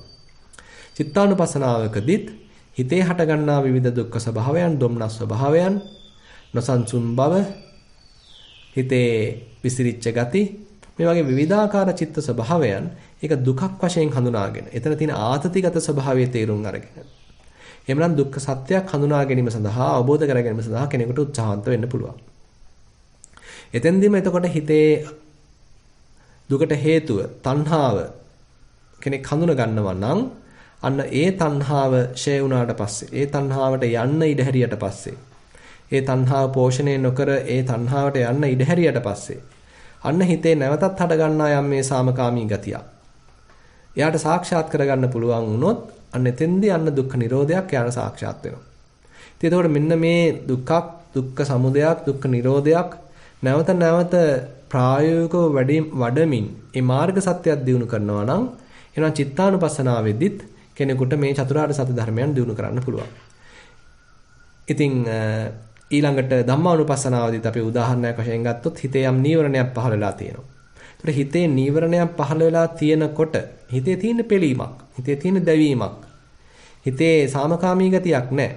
එතකොට අන්න හිතේ ඒ තියෙන පිළීම, දැවීම කෙනෙක් තේරුම් ගන්නවා නම් අන්න දුක්ඛ සත්‍ය අවබෝධ කරගන්න තමයි යා උත්සාහන්ත වෙන්නේ. ඊට පස්සේ ඒ දුක්ඛ සත්‍ය තේරුම් අරගෙන ඒකට හේතුව අන්න අර නීවරණය, ඒ ක්ලේශය එයා හඳුනගෙන ඒක අතහැරියානම් අන්න දුක්ඛ සමුදයක් තමයි එයා අතහරින්නේ. ඊට දැන් මේ දුක්ඛ සමුදය ප්‍රහාණය වීම නිසා හිතේ දැන් හටගත්තනම් යම් සාමකාමී ගතියක්, නීවරණ වලින් තොර ස්වභාවයක්. හිත දැන් පෙලෙන්නේ නැහැ, හිත දැන් දැවෙන්නේ නැහැ. දැන් කොහෙවත් අල්ලලා නැහැ. දැන් අනිශ්චිත ස්වභාවයක් දැන් ඔන්න හිතේ තියෙනවා කියලා අන්න ඒ අනිශ්චිත ස්වභාවය, නීවරණ වලින් තොර ස්වභාවය එයා හඳුනාගත්තා නම් අන්න යාර දුක්ඛ නිරෝධයක් සාක්ෂාත් වෙනවා. ඉතින් මේ බඳු ප්‍රතිපදාවක් දිගට දියුණු කරන්න කෙනෙක් උත්සාහන්ත වෙනවා නම් එයා මාර්ග සත්‍යයක් වඩනවා. එතකොට අපිට තේරෙනවා මේ චතුරාර්ය සත්‍ය ධර්මයන් ප්‍රගුණ කිරීමේ ඒ ක්‍රමවේදය එමනම් අපිට කායානුපස්සනාවකටත් අදාළ කරන්න පුළුවන්, වේදනානුපස්සනාවකටත් යොදන්න පුළුවන්, චිත්තානුපස්සනාවකටත් යොදන්න පුළුවන්, ධම්මානුපස්සනාවකටත් යොදන්න පුළුවන්. ඒ නිසා මේ චතුරාර්ය සත්‍ය ධර්මයන් බුදුරජාන් වහන්සේගේ දහමේ ඇත්සලකුණක් වශයෙන් නැත්තම් මේ චතුරාර්ය සත්‍ය ධර්ම තුලට ඕනම අනිකුත් ධර්මයන් යොමු කරන්න පුළුවන් ගතියක්, ඒ තුල අන්තර්ගත කරන්න පුළුවන් ගතියක් පෙන්눔 කරනවා. වෙනත් වචන වලින් කියනවා නම් බුදුහාමුදුරුවෝ විවිධ ක්‍රමවේද ඉදිරිපත් කළා තිනවා, විවිධ ධර්මයන් කියලා දීලා තිනවා, විවිධ පරයයන් කියලා දීලා තිනවා. මේ සියලු පරයයන් මෙන්න මේ චතුරාර්ය සත්‍ය කියන පරයය ඇතුළට අන්තර්ගත කරන්න පුළුවන් බව උපමාවකින් බුදුහාමුදුරුවෝ කියනවා. හරියට නිකං වනාන්තරයකට ගියාම විවිධාකාර සත්තු ඉන්නවා. ඒ සත්තුන්ගේ විවිධාකාර පාසටහන් තියෙනවා. හැබැයි ඇත් පාසටහන තමයි මේ පාසටහන් අතර තියෙන විශාලතම වර්ගඵලයක් තියෙන පාසටහන. අර පුංචි පුංචි සත්තු සියල්ලගේම පාසටහන් මේ ඇත්පා සලකුණ තුල අන්තර්ගත කරන්න පුළුවන්. ඒතර මෙන්න මේ ආකාරයෙන් බුදුරජාණන් වහන්සේ දේශනා කරනවා මේ විවිධාකාර ධර්ම ක්‍රම නැත්තම් පරයය දේශනා කළා තියෙනවා. මේ සියලු පරයයන් මේ චතුරාර්ය සත්‍ය ධර්ම පරයය තුලට අන්තර්ගත කරන්න පුළුවන්. ඒතර මෙන්න මේ ආකාරයෙන් එතකොට චතුරාර්ය සත්‍ය ධර්මයන් ගැන භාගතුන් වහන්සේ දේශනා කරනවා. එතකොට සතිපට්ඨාන සූත්‍රයේදී යම්ස කෙනෙක් මේ චතුරාර්ය සත්‍ය ධර්මයන් ක්‍රමානුකූලව තව ප්‍රගුණ කරනවා නම්, වඩා වර්ධනය කරනවා නම්, ප්‍රායෝගිකව පුහුණු වෙනවා නම්, එයා එතකොට තව ප්‍රඥාව තමයි දියුණු කරන්නේ. තව සතිය තමයි දියුණු කරන්නේ. එතකොට එයාගේ හිතේ තව සතිය දියුණු කරන ක්‍රමවේදයක්, ප්‍රඥාව තව වඩන ක්‍රමවේදයක්, දුක ප්‍රහාණය වීමක්, ඊළඟට සමුදය ප්‍රහාණය වීමක්, නිරෝධය සාක්ෂාත් වීමක්, මාර්ග සත්‍ය ප්‍රගුණ වීමක් තමයි සිද්ධ වෙන්නේ. එතකොට එහෙනම් මෙතෙන්දිත් අර දුක හඳුනා ගන්නා මට්ටම සතිපට්ඨාන මට්ටම වශයෙන් කියන්න පුළුවන්. එතන ඔන්න එයා හොඳට පිහිට ගත්තා. සතිපට්ඨානයක්. ඊට පස්සේ ඒක හට ගන්නා ආකාරය යම්ස කෙනෙක් තේරුම් ගන්නවා නම් ඒක නිරන්තරයෙන් හට ගන්නා ආකාරය, වෙනස් වෙන ආකාරය අන්න සතිපට්ඨාන භාවනා කියන මට්ටම අපිට හඳුනා ගන්න පුළුවන්. ඊට පස්සේ මාර්ග සත්‍යයක් වශයෙන් මේක දිගට දියුණු කරන්න අන්න සීල සමාධි ප්‍රඥා වශයෙන් අන්න සතිපට්ඨාන භාවනා ගාමිනින්ච පටිපදා කියන අන්නේ තුන්වන අදියර අපිට තේරුම් ගන්න පුළුවන්. එතකොට මෙතෙන්දී චතුරාර්ය සත්‍ය කියන කොටසදී උනත් අපිට අර සතිපට්ඨාන භාවනා ගාමිනින්ච පටිපදා කියන මෙන්න මේ පියවර තුනක් එක පැත්තකින් ඕනනම් හඳුනා ගන්න පුළුවන්. එතකොට මේ හැම දෙයක් හරහාම බුදුරජාණන් වහන්සේ දැන් සතිපට්ඨානයන් දේශනා කරලා ඒ සතිපට්ඨාන ධර්මයන් යම්ස කෙනෙක් ප්‍රගුණ කරනවා නම්, මේ කියපු ආකාරයට වඩනවා නම් අන්න මේ චතුරාර්ය සත්‍ය ධර්මයන් හරහා වුණත් කෙනෙකුට සාක්ෂාත් කරගන්න පුළුවන්. මෙතන තියෙන්නේ එයා තව උත්සාහවන්ත වෙන්නේ අනිශ්චිතෝච විහෙරති නචකින්චි ලෝකේ උපාදීයති. ලෝකේ කිසිවක් උපාදාන නොකර ලෝවේ කිසිවක් ඇසුරු නොකර අනිශ්චිත වූ විමුක්ත වූ සිතකින් වාසය කරන්නයි. ඉතින් මේ විදිහට බුදුහාඳුරෝ දැන් සියලු මේ සතිපට්ඨාන ධර්මයන් විස්තර කරලා මේ සතිපට්ඨාන සූත්‍රයේ අන්තිමට යම්සි ප්‍රකාශයක් කරනවා. ඒ තමයි බුදුරජාන් වහන්සේ කියනවා මහණෙනි යම් කිසිවෙක් මේ ආකාරයෙන් මේ සතිපට්ඨාන ධර්මයන් අවුරුදු 7ක් වඩනවා නම් එයා එක්කෝ අරහත්ත්වයටපත් වෙනවා යම් හෝ ක්ලේශයක් ඉතු වෙලා තියෙනවා නම් අනාගාමී තත්ත්වයටපත් වෙනවා කියලා කියනවා. ඊළඟට කියනවා මහණෙනි අවුරුදු 7ක් නෙමෙයි අවුරුදු 6ක්. අවුරුදු 6ක් නෙමෙයි අවුරුදු 5ක්. අවුරුදු 5ක් නෙමෙයි අවුරුදු 4ක්. 4ක් නෙමෙයි 3ක්. 3ක් නෙමෙයි 2ක්. 2ක් නෙමෙයි 1ක්. මහණෙනි මේ විදිහට යම්ස කෙනෙක් අවුරුද්දක් හෝ මේ සතර සතිපට්ඨාන ධර්මයන් දියුණු කරනවා නම් එක්කෝ යා උතුම් වූ අරහත් ඵලය සාක්ෂාත් කරනවා යම් හෝ උපාදානයක් ඉතිරලා තියෙනවා නම් ක්ලේශයක් ඉතිරලා තියෙනවා නම් අනාගාමී ඵලයටපත් වෙනවා කියලා කියනවා. ඊට පස්සේ බුදුහාඳුරු කියනවා මහන්නේ මේ අවුරුදු එකක් නෙමෙයි. මේ මාස 6ක් යම්ස කෙනෙක් වඩනවා නම් මාස 4ක් යම්ස කෙනෙක් වඩනවා නම් මාසයක් යම්ස කෙනෙක් වඩනවා නම් සති දෙකක් යම්ස කෙනෙක් වඩනවා නම් දින 7ක් යම්ස කෙනෙක් වඩනවා නම් මෙන්න මේ චතුරාර්ය සත්‍ය ධර්මයන් අවබෝධ කරගන්න උතුම් අරහත් ඵලයටපත් වෙන්න මේක හේතු කාරණා වෙනවා කියලා කියනවා. හැබැයි යම් හෝ ක්ලේශයක් ඉතිරලා තියෙනවා නම් අනාගාමී මට්ටමකටපත් වෙන්න එයාට හැකියාව ලැබෙනවා කියලා කියනවා. ඉතින් ඒ නිසා බුදුරජාණන් වහන්සේ මේ අවසාන කොටසදී සතිපට්ඨාන සූත්‍රයේ අවසාන කොටසදී නැවතත් එමනම් උනන්දු කරලා තියෙනවා මේක කළ හැකි දෙයක්. මේක මේ අවුරුදු 7කින් ඕනනම් කරන්න පුළුවන්. තව වඩා උත්සාහන්ත වෙනවා නම් අවුරුදු 6කින් කරන්න පුළුවන්.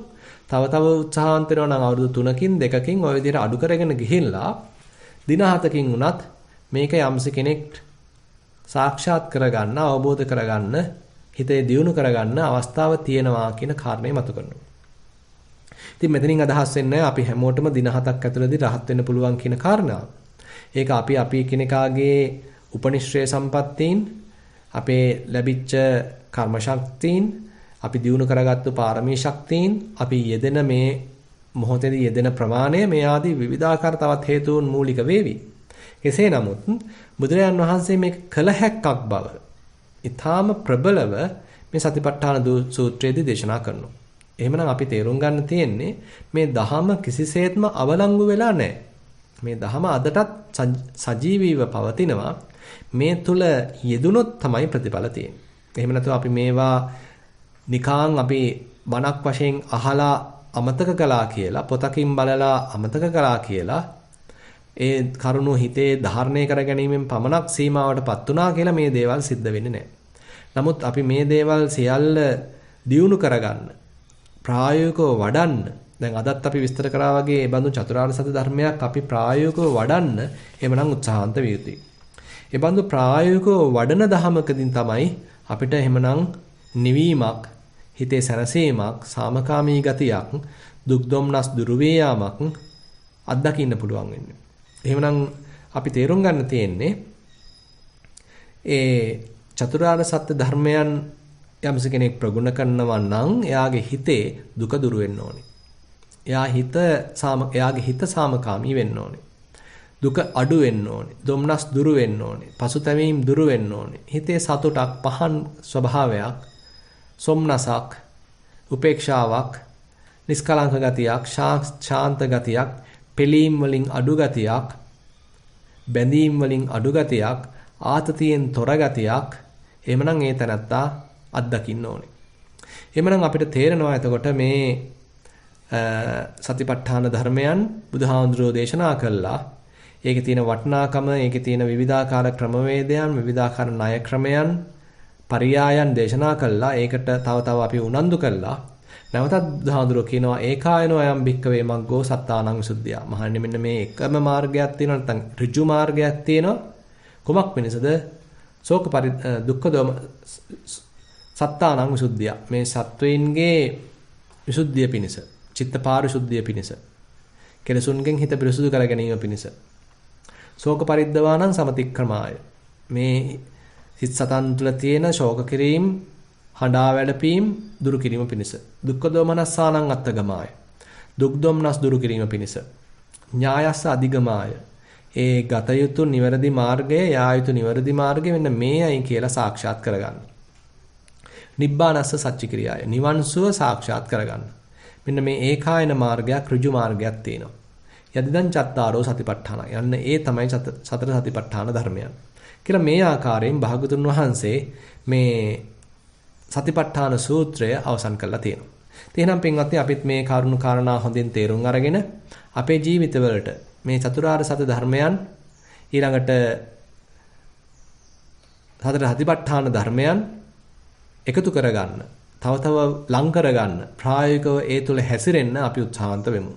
ඒ සඳහා මඟ පෙන්වීමක්, දිරිගැන්වීමක් අද දින ධර්මදේශනාවෙන් සිද්ධ වේවා කියලා ප්‍රාර්ථනා කරමින් මේ සතිපට්ඨාන සූත්‍ර දේශනාවලිය අවසන් කරනවා. සියලු දෙනාටම තෙරුවන් සරණයි.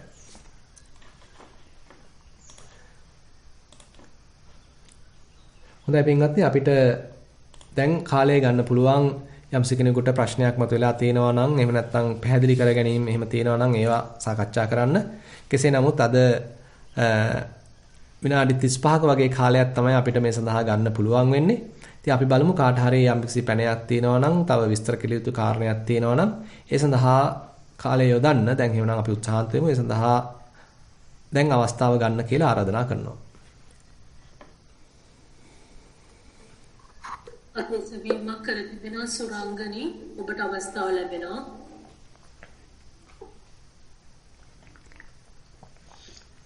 තෙරුවන් සරණයි ස්වාමීන් වහන්සේ. ඔව් කියන්නේ. දැන් අපි මේ භාවනාව භාවිතා බහුලීකතා කරන්න කියන එකෙන් අදහස් වෙන්නේ අපි සක්මන පරියන්කය දැනට පැය දෙක කරන එක, ඒකේ කාලේ සීමාව වැඩි කරන එකද, සක්මන පරියන්කේම වැඩි කරන එකද, නැත්නම් සාමාන්‍ය ජීවිතයේදී අපි සතිමත් ඉන්න උත්සාහ කරන්න ඕනේ එකද? ඔව්, සක්මන පරයන්කය කියන්නේ ඉතින් අපි ඒ ලබන මූලික ට්‍රේනින්ග් එකක් කියලා කියන්න පුළුවන්, පුහුණුවක් කියලා කියන්න පුළුවන්. ඒකෙන් දියුණු කරගත්ත යම්කිසි හිතේ පැහැදිලි බවක්, ඒකෙන් හදාගත්ත යම්කිසි සතිමත් බවක්, සමාධිමත් බවක්, සමාහිත බවක්, ඒවා ඉතින් අපේ ජීවිතය තුර පැතිරෙන්න ඕනේ.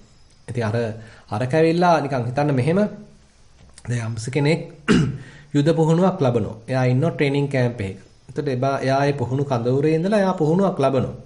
හැබැයි ඒ පුහුණුව එයාගේ හොඳට කයට ලැබුණා නම්, හිතට ලැබුණා නම්, ඒ පන්නරේ එයාට හොඳට Taman තුරට කාවැදුණා නම්, එයාට ආයේ පුහුණු කඳවුරේ ඉන්න ඕමනාවක් නැහැ. එයාට යුද්ධ පිටියට යන්න පුළුවන්. එයාට මුළු ජීවිතේ ඕනම තැනක මේ Taman ලැබපු පුහුණුව යොදන්න පුළුවන්. ඒ නිසා අපි මේ සක්මනකින් පරයන්කයකින් අපේ හිතේ ඇති කරගන්නා යම්කිසි දියුණුවක්, ඒ අපේ හිතේ ඇති කරගන්නා යම් හෝ වර්ධනයක් අපේ ජීවිතයට එකතු කර ගැනීම තමයි වැදගත් වෙන්නේ. එතකොට ඉතින් සක්මන පරයන්කයට ආයෝන යන්න පුළුවන්. මේ පුහුණුව තව ටිකක් මේ කියන්නේ යම් හෝ හේතුන් නිසා කඩතුළු වෙච්ච අවස්ථාන් වලදී අතෙන්ට යන්න පුළුවන්. හැබැයි ජීවිතේට මේක ඒකාබද්ධ වීම තමයි වැදගත් වෙන්නේ. ජීවිතේම භාවනාවක් කරගන්න අපි උත්සාහන්ත විය යුතුයි. තව පොඩි ප්‍රශ්නයක් තියෙනවා. දැන් සාමාන්‍යයෙන් දවසේ පැය දෙකක් සක්මන පැයයි පරියන්කේ පැයයි භාවනාව කරනවා. එහෙම කරනකොට දැන් ඇත්තම ඔබ වහන්සේ කිව්වාගේ අර තණ්හාව කියන එක නම් ඇත්තෙන්ම තියෙන බව දකින්න හැමදාම. දැන් මේක කරනකොට මේකෙන් මොනවා හරි දියුණුවක් කියන එක හිත යටින් බලාපොරොත්තුවක් තියෙනවා. මේක ඒ කරන වෙලාවේ එහෙම දෙයක් නැති වුණාට, ඒ වුණාට මේකේ දියුණුවක් කියන එකක යම් කිසි හැවණල්ලක් හිතේ තියෙන බව දකින්නවා. දැන් එහෙම වුණාම අර අපිට හිත පාලනය කරගන්න බැරි වුණාම, අපේ ඉන්ද්‍රියන් සංවරය කරගන්න බැරි වුණාම ඇත්තෙන්ම ශෝකයක් ඇති වෙනවා හිතේ. එතකොට ඉන්ද්‍රිය සංවරයක් මට කරගන්න බැහැ නේද කියන එක දැනෙනවා සිතට. එතකොට ඒ වගේ වෙලාවක අපි උත්සාහයෙන් ඉන්ද්‍රිය සංවරය කරන එකද කරන්න ඕනේ? එහෙම නැත්නම් ඒක කරගන්න බැරි බව දකින්න එකද කරන්න ඕනේ? නෑ, ඉතින් ඇත්තටම අපේ අතින් සිද්ධ වෙන අඩුපාඩු අපිට තේරුම් ගන්න ලැබීමත් ලොකු ජයග්‍රහණයක්. නැත්නම් අපිට වෙන්නේ අපිව අදි탁සේරු කළා අපි දැන් ඔක්කොම හරි කියලා හිතා ගන්නවා එකයි සාමාන්‍යයෙන් වෙන්නේ. ඒ වෙනුවට අපි තාමත් යම් මගහැරීම් සිද්ධ වෙලා තියෙනවා, ප්‍රමාද වීම සිද්ධ වෙලා තියෙනවා. මේ තැන් තවදුරටත් ශක්තිමත් වෙන්න ඕනේ කියලා අන්න තමන් ගැන දැනෙනවා නම් ඒතකොට දියුණු වෙන්න අවකාශය තියෙනවා. ඉතින් එතකොට අන්න අපිට අර ලොකු සාරංශය කියනවා වගේ පටිතද කරගන්න පුළුවන්. කොයි වෙලාවෙදිද මොකක්ද මේ ඇත්තටම මේ වෙලාවේදී හිතේ ක්ලේශයක් පහළ වෙන්න හේතු උනේ? මගේ ඉන්ද්‍රිය සංවරය නැතිකමද? නැත්නම් සිහිය පිහිටුවා ගන්න මට පරක්කු වෙච්ච එකද? කියලා එහෙමනම් අපිට පුළුවන් ඒ හේතු හඳුනා ගන්න. කොතෙන්ද මට වැරදුනේ? ඉතින් ඒ විදිහට අපි අර අපේම වැරදි තේරුම් ගනිමින් එතන හදාගන්න උත්සාහන්ත වෙනවා නම් අන්න එතකොට අපේ දියුණුවක් තියෙනවා. ඒ නිසා මෑනියෝ කියන්න වගේ අපිට පැති දෙකෙන්ම යන්න පුළුවන්. අපේ වැරදි හඳුනා ගන්න එක මට්ටමක්. හඳුනාගෙන මේ වැරදි වලට පිළියම් කිරීම තව මට්ටමක්. එතකොට ඉතින් අපි ඉන්ද්‍රිය සංවරය නැති බවක් නම් අපිට තේරුම් ගියේ ඉන්ද්‍රිය සංවරයේ දුර්වල නිසායි මේ අවස්ථාවේදී මං අහුනේ කෙලෙස් ඉපදුනේ. ඒක තේරුණා නම් අන්න ඊට පස්සේ අපිට ඉන්ද්‍රිය සංවරය දියුණු කරගන්න උත්සාහන්ත වෙන්න පුළුවන්. එහෙමයි ස්වාමීන් වහන්සේ බොහොම පිං ඔබ සිට නිරෝගී සුවය. හොඳයි. ඊළඟ අවස්ථාව චන්දිමාට ලැබෙනවා.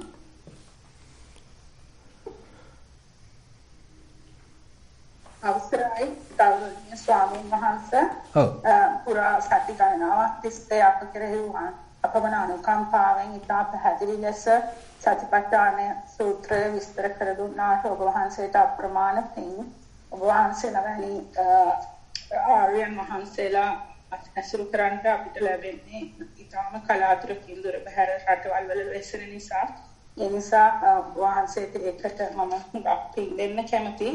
මම ඇත්තටම කතා කරේ මේක ඉතාම සියුම් විදිහට අපිට විස්තර කරලා දුන්න හැම සත්‍යපට්ඨානේ ඉන්න හැම කොටසක්ම ඒක අපේ ධර්ම මාර්ගයට කියන්න බැරි තරම් ලොකු උදව්වක් වෙනවා. ඉතින් මේ වගේම මේ අපිට පුළුවන් ආර්ය අෂ්ටාංගික මාර්ගයේ හැම කොටසක්ම ඉතාම පැහැදිලි ලෙස සියුම් ලෙස ඉදිරියේදී පැහැදිලි කර දෙන්න පුළුවන්ද කියලා ඔබ වහන්සේගෙන් දෙපා නැමෙත ඉල්ලා සිටිනවා.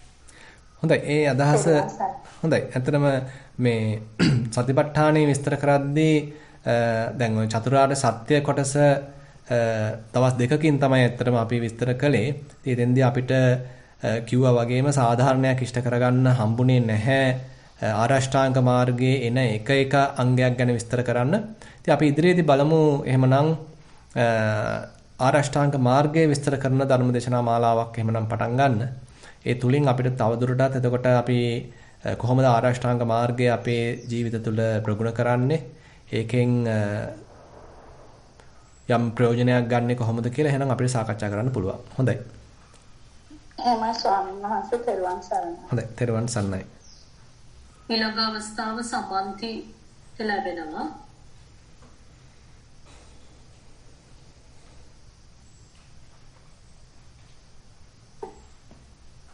සමන්ති හරිපාලිංගහරේ අන්‍යුත්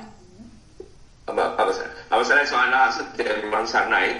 ස්වාමීන් වහන්සේ අද දේශනාව ස්වාමීන් වහන්සේ චතුරාර්ය සත්‍ය ගැන සඳහන් කළා. ස්වාමීන් වහන්සේ එතකොට ස්වාමීන් වහන්සේ දැන් අපි දුකට හේතුව කියන මාර්ගය ගැන කතා කරනකොට ස්වාමීන් වහන්සේ උතන දුක්ඛ සත්‍යයි අතර වෙනසක් තියෙනවා නේද ස්වාමීන් වහන්සේ? දුක කියන්නේ එතකොට අපිට සම්මුතිය තියෙන සාමාන්‍ය දුක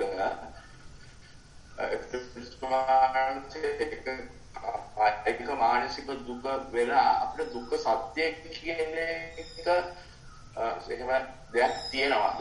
මම දැනගටින් දෙවන්ට මේ අහන්නේ. ඔව්. හොඳයි. මේ ඇත්තටම දුක කියන එක අපි සාමාන්‍යයෙන් තේරුම් ගන්නේ මම දුක් විඳිනවා. ඇයි මටම මේක වෙන්නේ? අනිත් අය නම් සැප විඳිනවා මටමයි දුක් විඳින්න සිද්ධ වෙන්නේ කියලා අන්න ඒ වගේ අපි අර පුද්ගලත්වයක් ආරෝපණය කරගෙන මමත්වයක් ආරෝපණය කරගෙන තමයි අපි සාමාන්‍යයෙන් දුක ගැන කතා කරන්නේ. නමුත් මෙතෙන්දී දුක්ඛ සත්‍යයක් බවට පත් වෙන්නේ මේක අපි අර මෙතෙන්දී දුකක් තියෙනවා. මේ අවස්ථාවේ දුකක් අත්දකින්නවා කියලා අපි ඒකද අර පුද්ගලත්වයක් ආරෝපණය කරගන්න නැතුව ඒකට මම මගේ කියාගන්න නැතුව දුක වශයෙන් තේරුම් ගැනීම. ඒකයි මම නැවත නැවත මතක් කළේ. දැන් අපි කායානුපස්සනාවක් වඩනකොට අපි ආනාපාන සතියක් වඩනකොට එතන තියෙනවා ආශ්වාස ප්‍රශ්වාසයක්. ඒ ආශ්වාසයේ ප්‍රශ්වාසයේ දිහා අපි දැනුවත් වෙනවා, සතිමත් වෙනවා. මේ අවස්ථාවේදී ආශ්වාසයක් අත්දකින්නවා. මේ අවස්ථාවේදී ප්‍රශ්වාසයක් අත්දකින්නවා. ඉතින් අපි මේ දේ නැවත නැවත කරන්න ප්‍රායෝගිකව පුහුණු වෙන්න එතන මමත්වය අයින් වෙලා පුජ්‍යල ආරෝපණයක් අයින් වෙලා මේ මොහොතේදී අත්දකින්නේ ආශ්වාසයක්, අත්දකින්නේ ප්‍රශ්වාසයක්. තවත් සූක්ෂම වෙලා ඒ ආශ්වාස ප්‍රශ්වාස කියන සංඥා මට්ටමත් අභිභවා ගිහිල්ලා සූක්ෂම වෙලා ඕනනම් කෙනෙකුට කියන්න පුළුවන් මේ මොහොතේ තදවීමක්, මේ මොහොතේ රළු වීමක්, මේ මොහොතේ චලනයක්, මේ මොහොතේ උණුසුමක්, මේ මොහොතේ සිසිලසක් තමයි අත්දකින්නේ. ඒත් අපිට ඒක අරමුණක් බවට පත් වෙලා. ඒ උණුසුම, සිසිලස, තදවීම, රළු වීම, චලනය මේ එකක්වත් මම නෙමෙයි, මේ එකක්වත් මගේ නෙමෙයි. ඒවා ඔක්කොම හුදු චලන රාශියක්. හුදු අත්දැකීම් රාශියක්. උණුසුම් ගති රාශියක්, සිසිල් ගති රාශියක්, චලන රාශියක් කියලා අන්න එතන තියලා එතන පිහිටාගෙන තමයි අපි කටයුතු කරන්නේ. ඒතර සතිමත් බව තුල පිහිටගෙන අපි අන්නේ දිහා දැනුවත් වෙනවා. ඉතින් මෙන්න මේ දෘෂ්ටි කෝණය අපිට හම්බ වෙනවා මුළු සතිපට්ඨානය පුරාවටම. කායනුපසනාවදිත් මේ දෘෂ්ටි කෝණය තියෙනවා, වේදනානුපසනාවදිත් තියෙනවා, චිත්තානුපසනාවදිත් තියෙනවා, ධම්මානුපසනාවදිත් තියෙනවා. ඒතර අපි දුක්ඛ සත්‍යය ගැන කියද්දිත් මෙන්න දුකක් පහළ වෙලා තියෙනවා. මේ අවස්ථාවේ දුකක් පැන නැගිනවා. මේ අවස්ථාවේ දුකක් අත්දකින්නවා. කියලා එහෙනම් අපි ඒ වෙලාවේදී දුක වශයෙන් තේරුම් ගැනීම දුක්ඛ සත්‍ය හඳුනා ගැනීමක් වෙනවා. ඉතින් යම්සෙනෙක් හොඳට මේ දුක්ඛ සත්‍යයක් හඳුන ගන්න නිවැරදි අන්දමකින් එයා තේරුම් ගන්න අවබෝධ කරගන්න අන්න එයා අර කලින් හිටිය පෘථග්ජන භාවය අභිභවා ගිහිල්ලා ආර්ය භූමියකට පත් කරන ස්වභාවයක් තියෙනවා. එහෙනම් අන්න මේකට දුක්ඛ ආර්ය සත්‍යයක් වශයෙන් කියන්න පුළුවන්. මොකද පටන් ගත්තේ බොහොම සරල මට්ටමකින්. හැබැයි මේ දේ නැවත අත්දකින්න ප්‍රගුණ කරන්න පුහුණු වෙන්න අර කලින් පෘථග්ජන මට්ටම අභිභවා ගිහිලා ආර්ය මට්ටමකටපත් වීමක් මේ චතුරාර්ය සත්‍ය ධර්මයන් ප්‍රගුණ වීම හරහා සිද්ධ වෙනවා. ඉතින් එතකොට අන්න දුක්ඛ ආර්ය සත්‍යයක්, දුක්ඛ සමුදය ආර්ය සත්‍යයක්, දුක්ඛ නිරෝධ ආර්ය සත්‍යයක්, දුක්ඛ නිරෝධ ගාමිනී පටිපදා ආර්ය සත්‍යයක් වශයෙන් අන්න අපිට තේරුම් ගන්න පුළුවන්. ඒ නිසා මහත්ය කියන කතාව ඇත්ත නිකම්ම දුකක් නෙමෙයි, මේක දුක්ඛ සත්‍යයක් වශයෙන් දැක ගන්න පුළුවන්. ඒක ප්‍රගුණ කරන කෙනා පුතග්ජන භූමියේ ඉඳන් ආර්ය භූමියකට පත් කරන ගතියක් මේකේ තියෙනවා. එහෙනම් දුක්ඛ ආර්ය සත්‍යයක් වශයෙන් හඳුනා ගන්න පුළුවන්.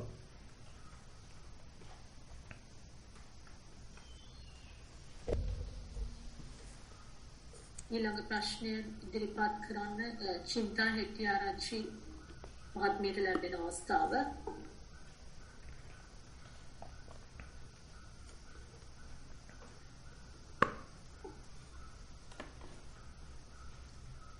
චින්තා හෙට්ටිආරච්චි මහත්මිය දැන් අන්මියුට් කරන්න පුළුවන් මයික් එක. එහෙනම් ඔව් කියන්න. ඔව් එහෙනම්. සරණයි අවසරයි ස්වාමීන් වහන්සේ. මගේ ප්‍රශ්නේ භව තණ්හාව ගැන ස්වාමීන් වහන්සේ. ඔව්. ඔබ වහන්සේ කිව්වා වගේ අර ඊළඟ මොහොත ගැන අපිට දැන් බලාපොරොත්තුවක් තියෙන එක භව තණ්හාවට වැටෙනකොට දැන් අපි සාමාන්‍යයෙන් ජීවිතේ ඉන්නකොට ඉතින් දැන් අපිට ටිකක් හරි ප්ලෑනින් කියලා එකක් තියෙනවානේ. ඔව්. එතකොට ඒකත් භව තණ්හාවට වැටෙනකොට කොහොමද අපි ඒක නිකන් බැලන්ස් කරගන්න සම්මාත දැන් අපිට වැඩවල වුණත් තියෙනවානේ හෙට කරන්න තියෙන වැඩ ටිකක් තියෙනවා අපි දන්නවා ඉතින් හෙට මැරෙන්නත් පුළුවන් අද රැට මැරෙන්නත් පුළුවන් හරි ඒ හෙටට ප්ලෑනින් කියලා එකක් තියෙනවා ඔව් ඒක තමයි යම් ප්ලෑන්ස් තිබුණාට කමන්නේ ඒක හිතින් අල්ලන් ඉන්න ඕමනා නැහනේ නේ දැන් අපිට දැන් ඕනම වෙලාවකදී ඕනම දෙයක් හිතින් අල්ලගෙන තියෙනවා නම් අන්න එතෙන්දි දුකක් තියෙනවා මේක මෙහෙම වෙයිද දන්නෙත් නැහැ මේක අරම වෙයිද දන්නේ නැහැ මේක හරියයිද දන්නෙත් නැහැ ඒතර මෙහෙම අපි අවිනිශ්චිත භාවය නැවත නැවත මෙනෙහි වෙන්න හිතේ තියෙන්නේ නිරන්තරයෙන්ම ආතතියක්. ආතතිය කියන්නේ දුකක්. ඉතින් එතෙන්දී අපිට පුළුවන් එයා සතියක් දිනු කරනවා සතිපට්ඨානයක් වඩනවා නම් චතුරාර්ය සත්‍යයක් වඩනවා නම් එයාට ඒතර තේරෙන්න ඕනේ මේ වෙලාවේ ආතතියක් කට අරන් තියෙනවා. හිත දැන් ආයෙත් වික්ෂිප්ත වෙලා. හිත ආයෙත් නිකන් නොසන්සුන් වෙලා. හිත ආයෙත් ආතතිගත වෙලා. අන්න එයා ආතතිය හඳුන ගන්නවා. දුක හඳුන ගන්නවා. දුක හඳුනාගත්තා නම් මොකද්ද එතකොට මේකට හේතුව? මේ හේතුව ඇවිල්ලා මේ හෙට කරන්න තියෙන වැඩක් ගැන මේක මෙහෙම වෙන්න ඕනේ කියලා ලොකු බලාපොරොත්තුවක්. අනිවාර්යෙන් මම ජය ගන්න ඕනේ කියලා බලාපොරොත්තුවක්. අනිවාර්යෙන් මම පළවෙනියා වෙන්න ඕනේ කියලා බලාපොරොත්තුවක්. ආසාවක්. අන්න මේක තමයි දුකට හේතුව එහෙනම්. එහෙනම් අන්න භව තණ්හාවක් දුකට හේතුව වෙලා තියෙනවා. එහෙමනම් මේ දුක වෙලා මේ දුක මං අත්විඳ විඳ පසුතැවි වික්ෂිප්ත වෙවි අවිනිශ්චිත භාවයටපත් වෙමි දුක් විඳ ඉන්නවද? එහෙම නැත්නම් මේ හිතේ තියෙන භව තණ්හාව අයින් කළා මම හිත සංසුන් කරගන්නවද? තැම්පත් කරගන්නවද? එතෙන්දී අපිට යම්කිසි විසඳුමක් ගන්න වෙනවා. එතෙන්දී අපිට යම්කිසි choice එකක් තියෙනවා. යම්කිසි තෝරා ගැනීමක් තියෙනවා. එහෙමනම් අපිට පුළුවන් හෙට යම්කිසි වැඩක් තියෙනවා. ඒ වැඩේට මම නිවැරදිව මුහුණ දෙනවා. අපි හිතමු ඉන්ටර්විව් එකක් තියෙනවා කියලා සම්මුඛ පරීක්ෂණයක් තියෙනවා කියලා. ඉතින් ඒක හෙට තියෙන සම්මුඛ පරීක්ෂණයට අද අපි දැවි ඉඳලා පසුතැවි ඉඳලා නැත්තම් වික්ෂිප්ත වෙවි ඉඳලා වැඩක් නැහැ. හෙට මුහුණ දෙන්නයි තියෙන්නේ. එහෙනම් අපි තේරුම් ගන්න ඕන දැන් මේ හිතේ අසහනයක් ඇති වෙලා තියෙන මේ හෙට තියෙන වැඩේ ගැන හෙට තියෙන එක ගැන ඇති වෙච්ච භව තණ්හාවක්. ඒක අත්හැරලා දාලා දැන් සාමකාමීව කටයුතු කරනවා. හෙට ඒ සම්මුඛ පරීක්ෂණයට මුහුණ දීම සඳහා උවමනා කරන හේතු ටික දැන් සකස් කරගන්නවා. ඒ කියන්නේ මොන හරි දෙයක් මේ ඉගෙන ගන්න තියෙනවා නම් මේ තේරුම් ගන්න තියෙනවා නම් ඒ ටික ඔන්න උවමනා දේවල් ටික සකස් කරගන්නවා. අර ලකුවට අරක ගැන හිතා ඒකෙන් හිතේ කතන්දර ගොතගතා සිහිනමවම ඉන්න යාම තුළ තමයි දුක වැඩි වෙන්නේ. ඒ නිසා මෙතෙන්දී භව තණ්හාව එතන දැක ගන්න පුළුවන් නම් අපිට එතන භව තණ්හාවෙන් තොරව ජීවත් වෙන්න පුළුවන් ප්‍රතිපදාවක් හම්බ වෙන්න පුළුවන්. ඒ නිසා අපිට කියන්න බෑ මේක ගිහි අයට කරන්න බෑ කියලා. මොකද අනන්ත අප්‍රමාණ ගිහි පිරිසක් එදා බුද්ධ කාලයේදීත් මේ ධර්ම ප්‍රගුණ කරලා තිනවානේ. දැන් චිත්ත ගෘහපතිතුමා ගත්තොත් එයා අනාගාමී ආර්යයන් වහන්සේ නමක්. ඊළඟට බන්දුල මල්ලිකාව ගත්තොත් අනාගාමී ආර්යයන් වහන්සේ නමක්. ඉතින් මේ විදිහට අනාගාමී බවටපත් වෙච්ච ආර්යයන් වහන්සේලා එදා ගිහි ජීවිත ගත කරලා තිනවා. ඉතින් මේ ඇයිලා මං කිව්වේ බොහොම ප්‍රසිද්ධ කීප දෙනෙක් විතරයි. නමුත් ඉතින් අප්‍රමාණ පිරිසක් එදත් ඉඳලා ඇති අදත් ඉන්නවා ඇති. නිසා මේවා අපි බැහැයි කියලා හිතනවා වෙනුවට මේ කරන්න පුළුවන්ද කියලා නිකන් අපි අභියෝගයක් විතර කළා බලන්නයි තියෙන්නේ.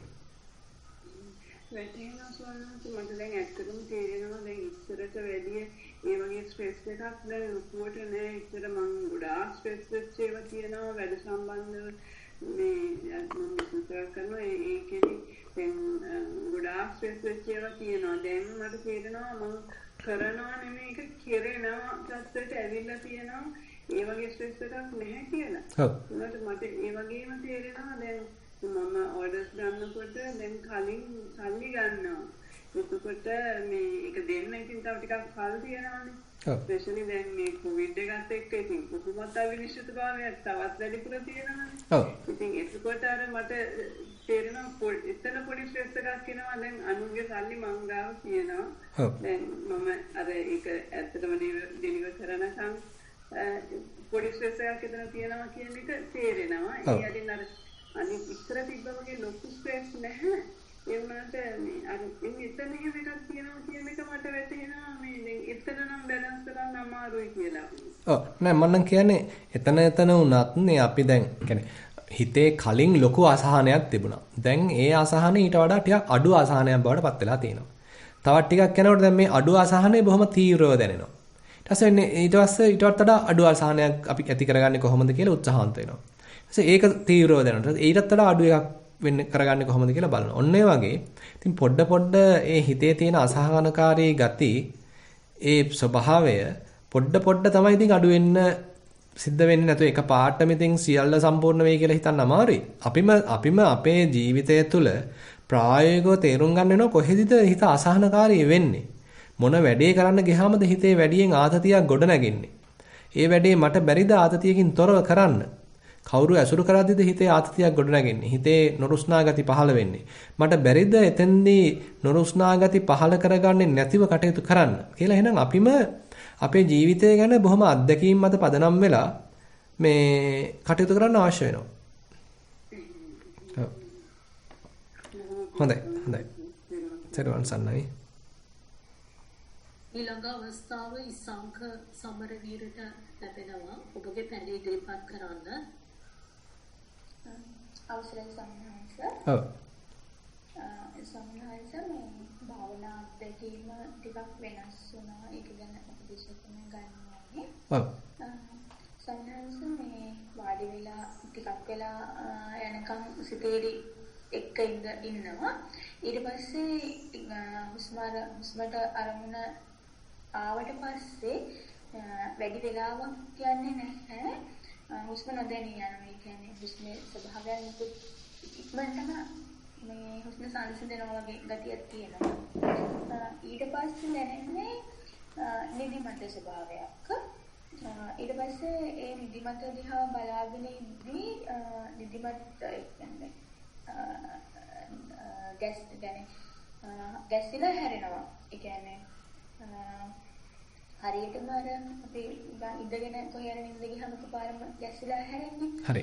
ඒ වගේ මම දැන් ඒක හොඳට බලන් හිටියාම තේරෙනවා සිතවිල්ලකට ගියාම තමයි මේ අර ඇහැරෙනවා වගේ එකක් වෙන්නේ කියලා. ඇහැරිලා ආපහු වෙන්නේ කලින් හිටපු තැනට. හරි. කලින් තිබ්බ අර භාවනා අරමුණට හරි අරමුණක් නෑ වගේ තිබ්බනම් හිතන්ට හරි තමයි එන්නේ. අන්තිම හරියේදී ස්වාමීන් වහන්සේ මේ ගොඩක් අර මේ හිතේ තීව්‍ර භාවය වැඩි වෙලා තියෙනවා. දීප්තිමත් භාවයක් කියන්නේ එළියක් නෙමෙයි. හිත ප්‍රබෝධමත් ගතිය වැඩි වෙලා තියෙනවා. ඔව් මට හිතෙනවා යන විදිහේ වැරද්දක් නැහැ. කියන්නේ අපේ ටික දියුණු වෙනවා කියන්නෙම ඔය ගැඹුරු සමාධිය වෙනුවට ඊට වඩා අඩු සමාධි මට්ටමක් නොගැඹුරු සමාධි මට්ටමක් හිතේ ඇති වෙනවා. එතකොට ඔන්න හැබැයි හිත ආයෙත් ගිහිල්ලා මොකක් හරි දෙයක් අල්ලනවා. එතකොට ඔන්න අල්ලපු බව තේරෙනවා. ඊට පස්සේ ඒක අතහරිනවා. ඉතින් ඔහොම කර ඉන්නකොට දැන් අර නොගැඹුරු මට්ටමෙත් අල්ලන්න නැතුව ඉන්න පුළුවන් පරිසරය සකස් වෙනවා. ඊට පස්සේ ඔන්න දැන් මේ මට්ටමේ කාලයක් ඉන්නවා. එතකොට ඔන්න දැන් අච්චර ගැඹුරු සමාධියක් නැහැ. හිත තියෙනවා නොගැඹුරු මට්ටමක. හැබැයි මොකක්වත් අල්ලලත් නැහැ. උපාදානයක් ඇත්තෙත් නැහැ. හිත සැහැල්ලුයි. හිත නිදහස්. තවත් පොඩ්ඩක් බලනවා මේක තවත් ටිකක් ආතතියකින් තොරව තවත් ටිකක් නොගැඹුරු මට්ටමක නිකං ඉන්නවා වගේ ගතියක භාවනාවක් නොකර ඉන්නවා වගේ ගතියක ඉන්න පුළුවන්ද? ඔන්න ආයෙත් උත්සාහ කරලා බලන්න. එතකොට ඔන්න ආයෙත් ඉතින් කැඩෙනවා. ආයෙත් ගිහිල්ලා මොකක් හරි හිත අල්ලනවා. ආයෙත් කොහේ හරි ගිහිල්ලා හේතු වෙනවා. ආයෙත් හිතට සිතුවිල්ලක් එනවා. ආපු ගමන් ඔන්න තේරෙනවා. සතියෙන් ඉන්නේ. ආපු ගමන් තේරෙනවා. තේරුණ ගමන් ඔන්න ඒක යනවා යන්න. නැත්තම් ඒක බොඳ වෙලා යනවා. ඒක ඔන්න අතහරිනවා. ආයෙත් ඔන්න හිත සාමකාමී වෙනවා. ඉතින් 10000 වාරේ ඔය වගේ අපි අපේ හිතට හැසිරෙන්න දිදි, දුවන්න දිදි මේ එයාට කැමති විදිහට හැසිරෙන දිදි අපි බලන්න ඕනේ මේකේ කොහොමද මෙයාව හික්මවන්නේ. එහෙම නැතුව අපි තනිකරම ගැඹුරු සමාධියක හිර කරලා තියලා මේක කරන්න බෑ. සම්පූර්ණ භාවනා කාලය අඩු වෙනවා. හරි. කලින් මට විනාඩි 50ක් 55ක් වගේ පරියන්ක ඉන්න පුළුවන් වුණා. හරි. දැන් විනාඩි 35ක් වගේ තමයි ඉන්න පුළුවන් කියන්නේ. ඊට පස්සේ මොකද වෙන්නේ? ඊට පස්සේ ගොඩක් ඉන්නවා කියන්නේ මට දැනෙන්නේ ගොඩ වෙලා ගිහිල්ලා වගේ. මේ හිතලා මම නැගිටිනවා කියන්නේ අපහසුයක් දැනෙන්නේ නැහැ.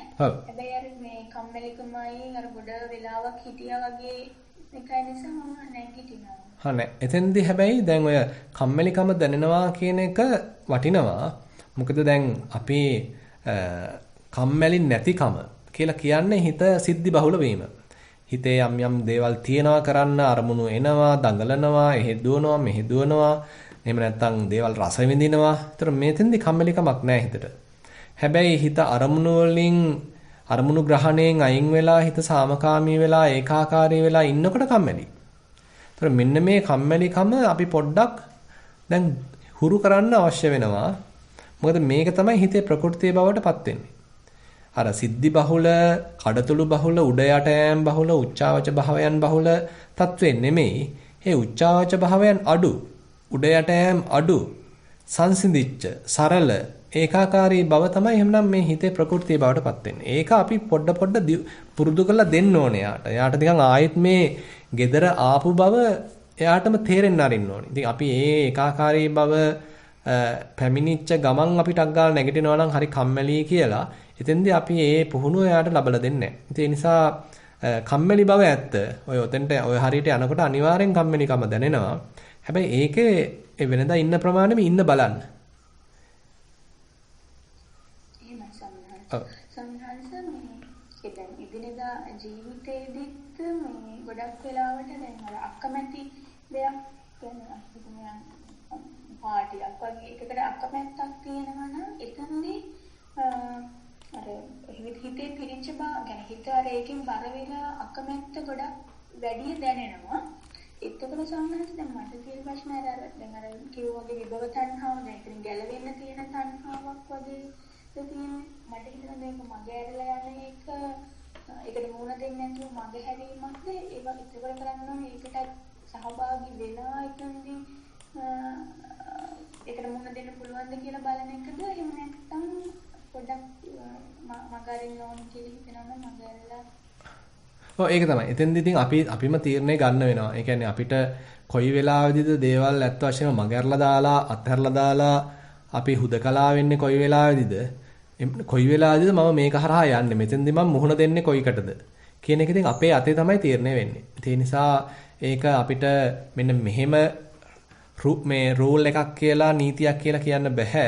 අපිම තමයි තේරුම් ගන්න තියෙන්නේ මෙතෙන්ට මම සුදුසුද යන එක. අපි තුමු දැන් කිව්වා වගේ යම්සි ප්‍රේ සම්භාෂණයක් තියෙනවා. ඉතින් මේ ප්‍රේ සම්භාෂණයට යන එක මම සුදුසුද කියලා අපි කල්පනා කරලා බලනවා. ඒක තමයි ඇත්තටම සම්පජඤ්ඤ හතරක් වශයෙන් ඔය අටුවාව එහෙම විස්තර කරන්නේ. සාත්තක සම්පජඤ්ඤ, අසම්මෝහ සම්පජඤ්ඤ, ගෝචර සම්පජඤ්ඤ ඔන්න විදිහට කල්පනා කරලා බලන්න කියලා. ඒ කියන්නේ යමක් කරන්න යන්න කලින් මේක මට කරන්න සුදුසුද? ඒ කරන්න ගිහිල්ලා මං කරගෙන යන වැඩේට බාධාවක් වෙයිද? මගේ හිතේ තව කෙලෙස් වැඩෙයිද?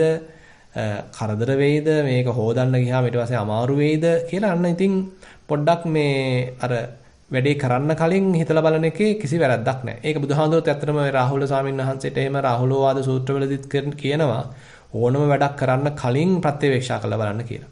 ඊට පස්සේ වැඩේ කරද්දිත් ප්‍රත්‍යවේක්ෂා කරලා බලන්න කියනවා. වැඩේ ඉවරුණාට පස්සෙත් තමන් මේක නිවැරදිව කරාද මේ හරහා තමන්ට හෝ අනුන්ට හෝ යම්සි අවැඩක් සිද්ධ වුණාද හානියක් සිද්ධ වුණාද කියලා ප්‍රත්‍යක්ෂා කරලා බලන්න කියලා කියනවා. ඒ නිසා එහෙම හිතා බැලීම එකිනෙකා මත තීරණය වෙනවා. අපි මතම තීරණය වෙනවා. අපි හරහා යන අත්දැකීම් මොනවද කියන එක මත. කියන්නේ අපි හැමෝටම එකක් කියන්න බෑ. අපිට ලබන්න සිද්ධ වෙන අත්දැකීම් වලදී අපිම තීරණය කරන්න ඕනේ මේක නිවැරදිද මේක කරන්න හොඳද නැත්නම් මේක මගහරින්න හොඳද කියලා අපිම තීරණයක් අරගෙන තමයි ඉස්සරහට යන්න වෙන්නේ. ඒ කියන්නේ අපේ හිතේ එතෙන්දිත් නොසලී ඉන්න තරම් ශක්තිමත් වැඩිලා නම් තමයි අපි එතනට සහභාගී වෙන්න. ඒක ඇත්තටම උරගා බලන්න වෙනවා ඇත්තටම. ඒ කියන්නේ අපිම පොඩි අවධානමක් අරගෙන එතෙන්ට ගිහිල්ලා බලන්න ඕනේ මට දැන් මේක හරහා යන්න පුළුවන්ද? හිතේ නොරුස්නා ගති පහල කරගන්න නැතුව මේ පිරිසත් එක්ක ඉන්න පුළුවන්ද? කියලා අපිම පොඩි අවධානමක් අරන් ඒක බලන්නම වෙනවා. නැත්නම් ඉතින් ඔක කවදාවත් කෙරෙන්නේ නැහැ. ඒ නිසා මුල් අවස්ථාවේදී අපි හිතමු අපිව අදි탁සේරු කරගෙන අපි ගියා. හැබැයි තේරුණා ඔන්න වැඩේ අසාර්ථකයි. සම්පූර්ණයෙන්ම හිත වික්ෂිප්ත වුණා. ආයෙත් බිඳුවට වැටුණා කියලා ඔන්න තේරෙනවා. පස්සේ ඉතින් ඔන්න කාලයක් නොගිහින් ඉන්නවා. තව ටිකක් ශක්තිමත් වෙනවා. පුහුණුව වැඩි කරනවා. ඒසොන්න ආයෙත් නිකන් අපිව එතෙන්ට දාලා බලන්න ඕනේ. දැන් පුළුවන් වේද මට මෙතෙන්දී ගැටෙන්නේ නැතුව ඉන්න. දැන් පුළුවන්ද මට විසිරීමක් කරගන්න නැතුව ඉන්න. දැන් පුළුවන්ද මට පිරිහෙන්නේ නැතුව මෙතන ඉන්න. කියලා අපි ආයෙත් අවධානමක් අරගෙන අපිව දාලා බලනවා. ඉතින් ඒ වගේ අපිම තමයි අපේ ශක්තිය උරගා බලන්න වෙන්නේ. හොඳයි. තෙරුවන් සරණයි. ඊළඟ අවස්ථාව රාණි මෑණියන්ට ලැබෙනවා. පැන ඉදිරිපත් කරන්න ඔබගේ.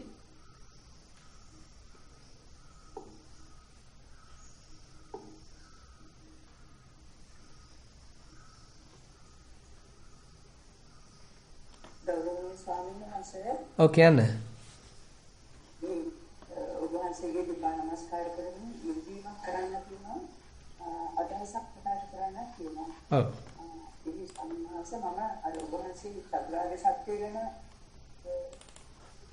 දේශනා කරනකොට මුලින්ම සඳහන් කළා සත්‍ය ලක්ෂණ තුනක්. ඔව්. සත්‍ය අවිතක්ක අනන්‍යත. ඔව්. ඉතින් සත්‍යනේ යථා ස්වභාවය අවිතක්ක කියන්නේ විපරීත නැතිකම. එතකොට අනන්‍යත කියන්නේ අන්‍ය ස්වභාව රහිත. ඔව්. එහෙමනේ. ඔව්.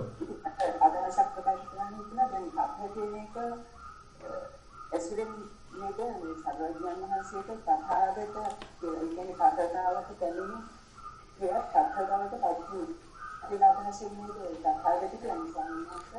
එහෙම කියත හැකි මොකද ඒ කියන්නේ දැන් ඔය කටුකුරුන් සානාංශ එහෙම මේ තතතා කියන එක එසේ බව තාදී ගුණය කියද්දි එසේ වූ කියන අදහස එහෙම දෙනවා. ඒතර මෙන්න මේ එසේ බව එසේ වීම කියන විදිහට අර්ථ දක්වන්න වෙන්නේ අර කිසිවක් උපාදාන නොකර කිසිවක් ඇසුරු නොකර ග්‍රහණය නොකර කියන වගේ මට්ටමකින් තමයි විස්තර කරන්න වෙන්නේ. දැන් එතනදී උභාසී කියවලටයක් පස්සේ මට මතක් වුණා කටුකුරුගේ ඥානানন্দ ස්වාමීන් වහන්සේ මේකට ලස්සන වචන තුනක් යොදලා බලලා හතරපා කියන්නේ එස්කේ බව. ඔව්. අවිපස්සනා කියන්නේ මොකෙසේ නොවන බව. ඔව්. අනන්‍යතා කියන්නේ අංශේ නොවන. අංශේ නොවන බව. හරි. ඒ ලස්සන කීක ඔව් මාත් හිතනවා ඒ අර්ථය උන්වහන්සේ බොහොම ලස්සනට ප්‍රකට කරනවා. ඒ කියන්නේ පැහැදිලි කරනවා. ඒ කියන්නේ මෙසේ බව අංශේ නොවන බව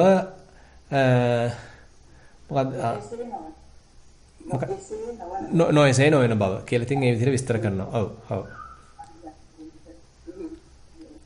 ඊළඟට මගේ විද්‍යාත්මක කටයුතු ඉදිරිපත් කරන්න ස්වාමීන් වහන්සේ ඔබවහන්සේගේ ධර්මදේශනා ඉවතම මේ වෙන කරුණක් මම හිතනවා අනිත් පැයට ප්‍රයෝජන කියලා මේක වඩා බොහෝ කරලා වඩා සමීපව ධර්මදේශනා වත් පවත්වන ලෙස ඉඳීම ඒ කියන්නේ අපි ඉදප්පච්චේතාව අපිට කඩපාඩම්. ඊළඟට ඒකේ විදර්ශක වෙන පටිච්ච සමුප්පාද වෘත්තිකත් අපිට කඩපාඩම්. ළමයි ඒක අපි කොහොමද ඉදිරියට ජීවිතේදී සම්බන්ධ කරගෙන කරගන්නේ සහ ඒක අවබෝධ කරගන්නේ ටිකෙන් ටික දුෂ්කර වැඩක් වෙනවනේ. නමුත් එන්නේ ඒක අවධානය යොමු කරගෙන ඔබවහන්සේ ධර්මදේශනාවක් පවත්වන්න හොඳයි කියලා මම ඉල්ලීමක් කරනවා. හොඳයි අපි උත්සාහන්ත වෙලා බලමු. ඇත්තටම කටුකුරුන් සාන්නාංශයේ බොහොම ප්‍රබල දේශනා 20ක් තියෙනවා පටිච්චසමුප්පාදය අලලා දේශනා කරපු. ඒකත් මම හිතන්නේ දන්නවා. ඒකත් ප්‍රකාශ කරන්න පුළුවන්. ඒ වගේම ඉතින් අපිත් බලමු ඉස්සරහට මේ තව ටිකක් පුළුවන් වුණොත් ඒ වගේ දේකුත් කරන්න. හොඳයි තෙරුවන් සරණයි. ඊළඟ පැනය අරුණ මානතුංග මහතාට ඉදිරිපත් කරන්න පුළුවන්. තෙරුවන් සරණයි ස්වාමීන් වහන්සේ. ඔව්. මේ ඉදිරිපත් කරන්නේ පොඩි අදහසක්. ඒ වගේම ඉස්සෙල්ලා සාකච්ඡාවට සම්බන්ධ වෙච්ච පින්වතුන් කියපු දේවල් අනුව වෙච්ච අදහසක්. ප්‍රායෝගිකව ගෞරවනීය ස්වාමීන් වහන්සේ බොහොම පැහැදිලිව සඳහන් කළා ආස්වාස ප්‍රාස්වාසයේ කියන්නේ කායानुපස්සනාවේ සත්පත්තානේ මුලදිම අපි සිහිය පවත්වනකොට ඒකෙන් ඩිස්ටන්ස් එකක් ඒ කියන්නේ මේ ආස්වාසයේ සිදුවෙනවා ප්‍රස්වාසයේ සිදුවෙනවා කියන එක මමායනයේ තොරව හැකිතාක් ඒ සිදුවන ක්‍රියාවලිය පිළිබඳව සතිය පැවැත්වීම. එතකොට දැන් බොහෝ විට යෝගාවචරයන්ට සාමාන්‍ය ජීවිතය තුළදී වේදනාවක් ඒ කියන්නේ කායික වේදනාවක් වගේ දෙයක් ඇති වෙනකොට ඒක මමායනින් තමයි ග්‍රහණය කරගන්නේ. ඒ වගේම මේ වේදනානුපස්සනාව දිනු කරන්න බොහොම අමාරු වෙන්නේ හුඟක් වෙලාවට මේ කාරණේ නිසා. ඒ කියන්නේ වේදනාව තමන්ගේ කරගැනීම සතුට හෝ දුක නැත්නම් කායික වේදනාව. ඉතින් එතකොට දැන් මට තේරිලා තියෙන දෙයක් තමයි අපි කායානුපස්සනාව කියන්නේ බුදුහාඳුරු අපිට දේශනා කරපු මූලිකම දේ සතිපට්ඨානෙ හරියටම ඔය කියන දේ අල්ලගත්තොත් ඒ අල්ලගන්න ප්‍රමාණය මත අපේ මමායනේ එහෙම නැත්නම් සක්කාය දිට්ඨිය නැත්නම් ඒ අල්ලගන්න ස්වභාවය එන්නේ අඩු වෙනවා. ඒ අඩුවීම මත අපිටම තේරෙන්නේ නැතුව මේක මම දැන් සම්බන්ධ කරනවා තවත් පිළිවෙතියක් කියපු කාරණේට අපිටම තේරෙන්නේ නැතුව ඒක දිගිදී යන්න පටන් ගන්නවා අපේ එදිනෙදා ජීවිතයේ කරන කටයුතු වල. එතකොට දැඩි ලෙස අල්ලා ගැනීම ඉන්නෙන් තුනී වෙනවා. එතකොට අපි කරන පරයන්කය හෝ නැත්නම් සක්මන හෝ කියලා දෙයක්කින් අනිත් එකට දාන්න ඕනේ කියන කතාවක් ඇති වෙන්නේ නැහැ. ඒක නිරව අපේ උත්සාහයෙන් තොරවම ඒක ඒ නිසා යොමු වෙලා ඒක තමන්ගේ ස්වභාවික බවට එන්න පත්වීමක් ඒක ඇති වෙන්නේ බලයකින් තොරව. අපි උත්සාහයක් කරන්න ඕනේ අතන හරියට අල්ලගන්න. එතන අල්ලගන්න පටන් ගන්නකොට අරව ඔක්කොම සැකසෙන්න පටන් ගන්නවා. ඒ වගේම දැන් අපි මේ සාකච්ඡාවලියේ දැක්ක දෙයක් තමයි අපේ තුල නිර්වශේෂයෙන්ම සමහර විට ඇති වෙනවා අනේ අයියෝ මගේ භාවනාව වැඩිලා මදි කියන දුක්ඛිත බව. ඒ දුක්ඛිත බව ඇති වෙන්නේ තර මමායමේ තියෙන ඝන බහල ස්වභාවය තුලින්මයි. අරක වරදිනකොට අරක හරියට අපි අල්ලගෙන තියනවා නම් පදනම දාගෙන තියනවා නම් ඒක වැරදුනා. ඒ එච්චරයි. ඒක තුල නැවත ශෝකයේ වශයෙන් ගැටීම වශයෙන් අපිට මානසිකත්වයක් ඇති වෙන්නේ නැහැ. ඉතින් ඒ ස්වාමීන් වහන්සේ මතු කළදී ඉතාමත්ම වැදගත් ඒ බේසික්ස් එක ඒ ෆන්ඩමෙන්ටල්ස් එක ඒ මූලික තත්ත්වය හුඟක් වෙලාවට හරියටම අල්ලගන්න බැරි වීම නිසා තමයි කියලා හිතෙනවා ඔය ප්‍රශ්න ඇති වෙන්නේ. එතකොට Tamanට තේරෙනවා නම් ආපහු අපි අනිත් පැත්තට ගිහින් බලන්න ඕනේ මම මෙතන හරියටම අල්ලගත්තා. එතකොට අන්‍යමාන්‍ය ප්‍රත්‍යක් වෙනවා මේ සිටින් එක නැත්නම් සක්මන් භාවනාව සාමාන්‍ය ජීවිතයට ආදාළ වෙනවා. සාමාන්‍ය ජීවිතේ අපි කරනදී ඊට පස්සේ සිටින් එකට එහෙම නැත්නම් සක්මන් භාවනාවට ප්‍රයෝජනවත් වෙනවා. පෙරවන් සාර. හොඳයි. ඔව්. මාත් හිතනවා කියන කතාව සම්පූර්ණ ඇත්ත. ඒ කියන්නේ දැන් අපි මතක් කරා වගේ අදත් ඒ අපි කරන පුහුණුව අපේ එදිනදා ජීවිතයට ප්‍රයෝජනවත් වෙනවා. මොකද මේ පුහුණුවේදී අපි නැවතත් අපේ හිතට හොඳට ශක්තිමත් බව ඇති කර දීමක්, පන්නරයක් ලබා දීමක්, අටලෝ දහමට මුහුණ දෙන හැකියාව දියුණු කිරීමක්, ඒ සඳහා උවමනා කරන ආධ්‍යාත්මික ශක්තිය ගොඩනැගීමක්. ඒතර මේ සක්මනේදී පරයන්කේදී සිද්ධ වෙනවා. ඒතර ඒක භාවිතා වීමක් ඒතර එදිනදා ජීවිතයේදී සිද්ධ වෙනවා. ඒතර එදිනදා ජීවිතේ කටයුතු කරද්දී නැවතත් අපි උරගාලා බලනවා අපේ තත්ත්වය කොහොමද, අපිට ඉන්න පුළුවන්ද, අපිට ගැටෙන්න නැතුව ඉන්න පුළුවන්ද, ඇලෙන්න නැතුව ඉන්න පුළුවන්ද, එතන බොහොම ප්‍රඥාවන්තව කටයුතු කරන්න පුළුවන්ද, මේ කටයුතු කරද්දී සිහිය මේ පවත්වන්න පුළුවන්ද කියලා අපි උරගාලා බලනවා. ඒ වගේම මේ තැන්වලදී අපි සිහිය පවත්වමින් අපේ හිතේ හටගන්න කෙලෙස් හඳුනා ගන්න උත්සාහන්ත වෙනවා. ඒතර ඒක ඉතින් භාවනාවට ප්‍රයෝජනයක්. ඒකත් භාවනාවක්මයි. ඒ නිසා මේ දෙක බොහොම අන්‍යෝන්‍ය ප්‍රත්‍ය විදිහට මේක එකිනෙකට උපකාර වෙනවා. ඉතින් එතකොට තමයි අර ජීවිතේම භාවනාවක් වෙන්නේ. ආයිත් මේ මෙතෙන්දි විතරයි මම භාවනාව කරන්නේ කියලා එකක් නැහැ. උදේ නැගිට මොහොතේ ඉඳන් රාත්‍රියේ නිින්දට යනකම්ම ජීවිතය තුලම අපි ගත කරන්නේ භාවනාවක් වගේ.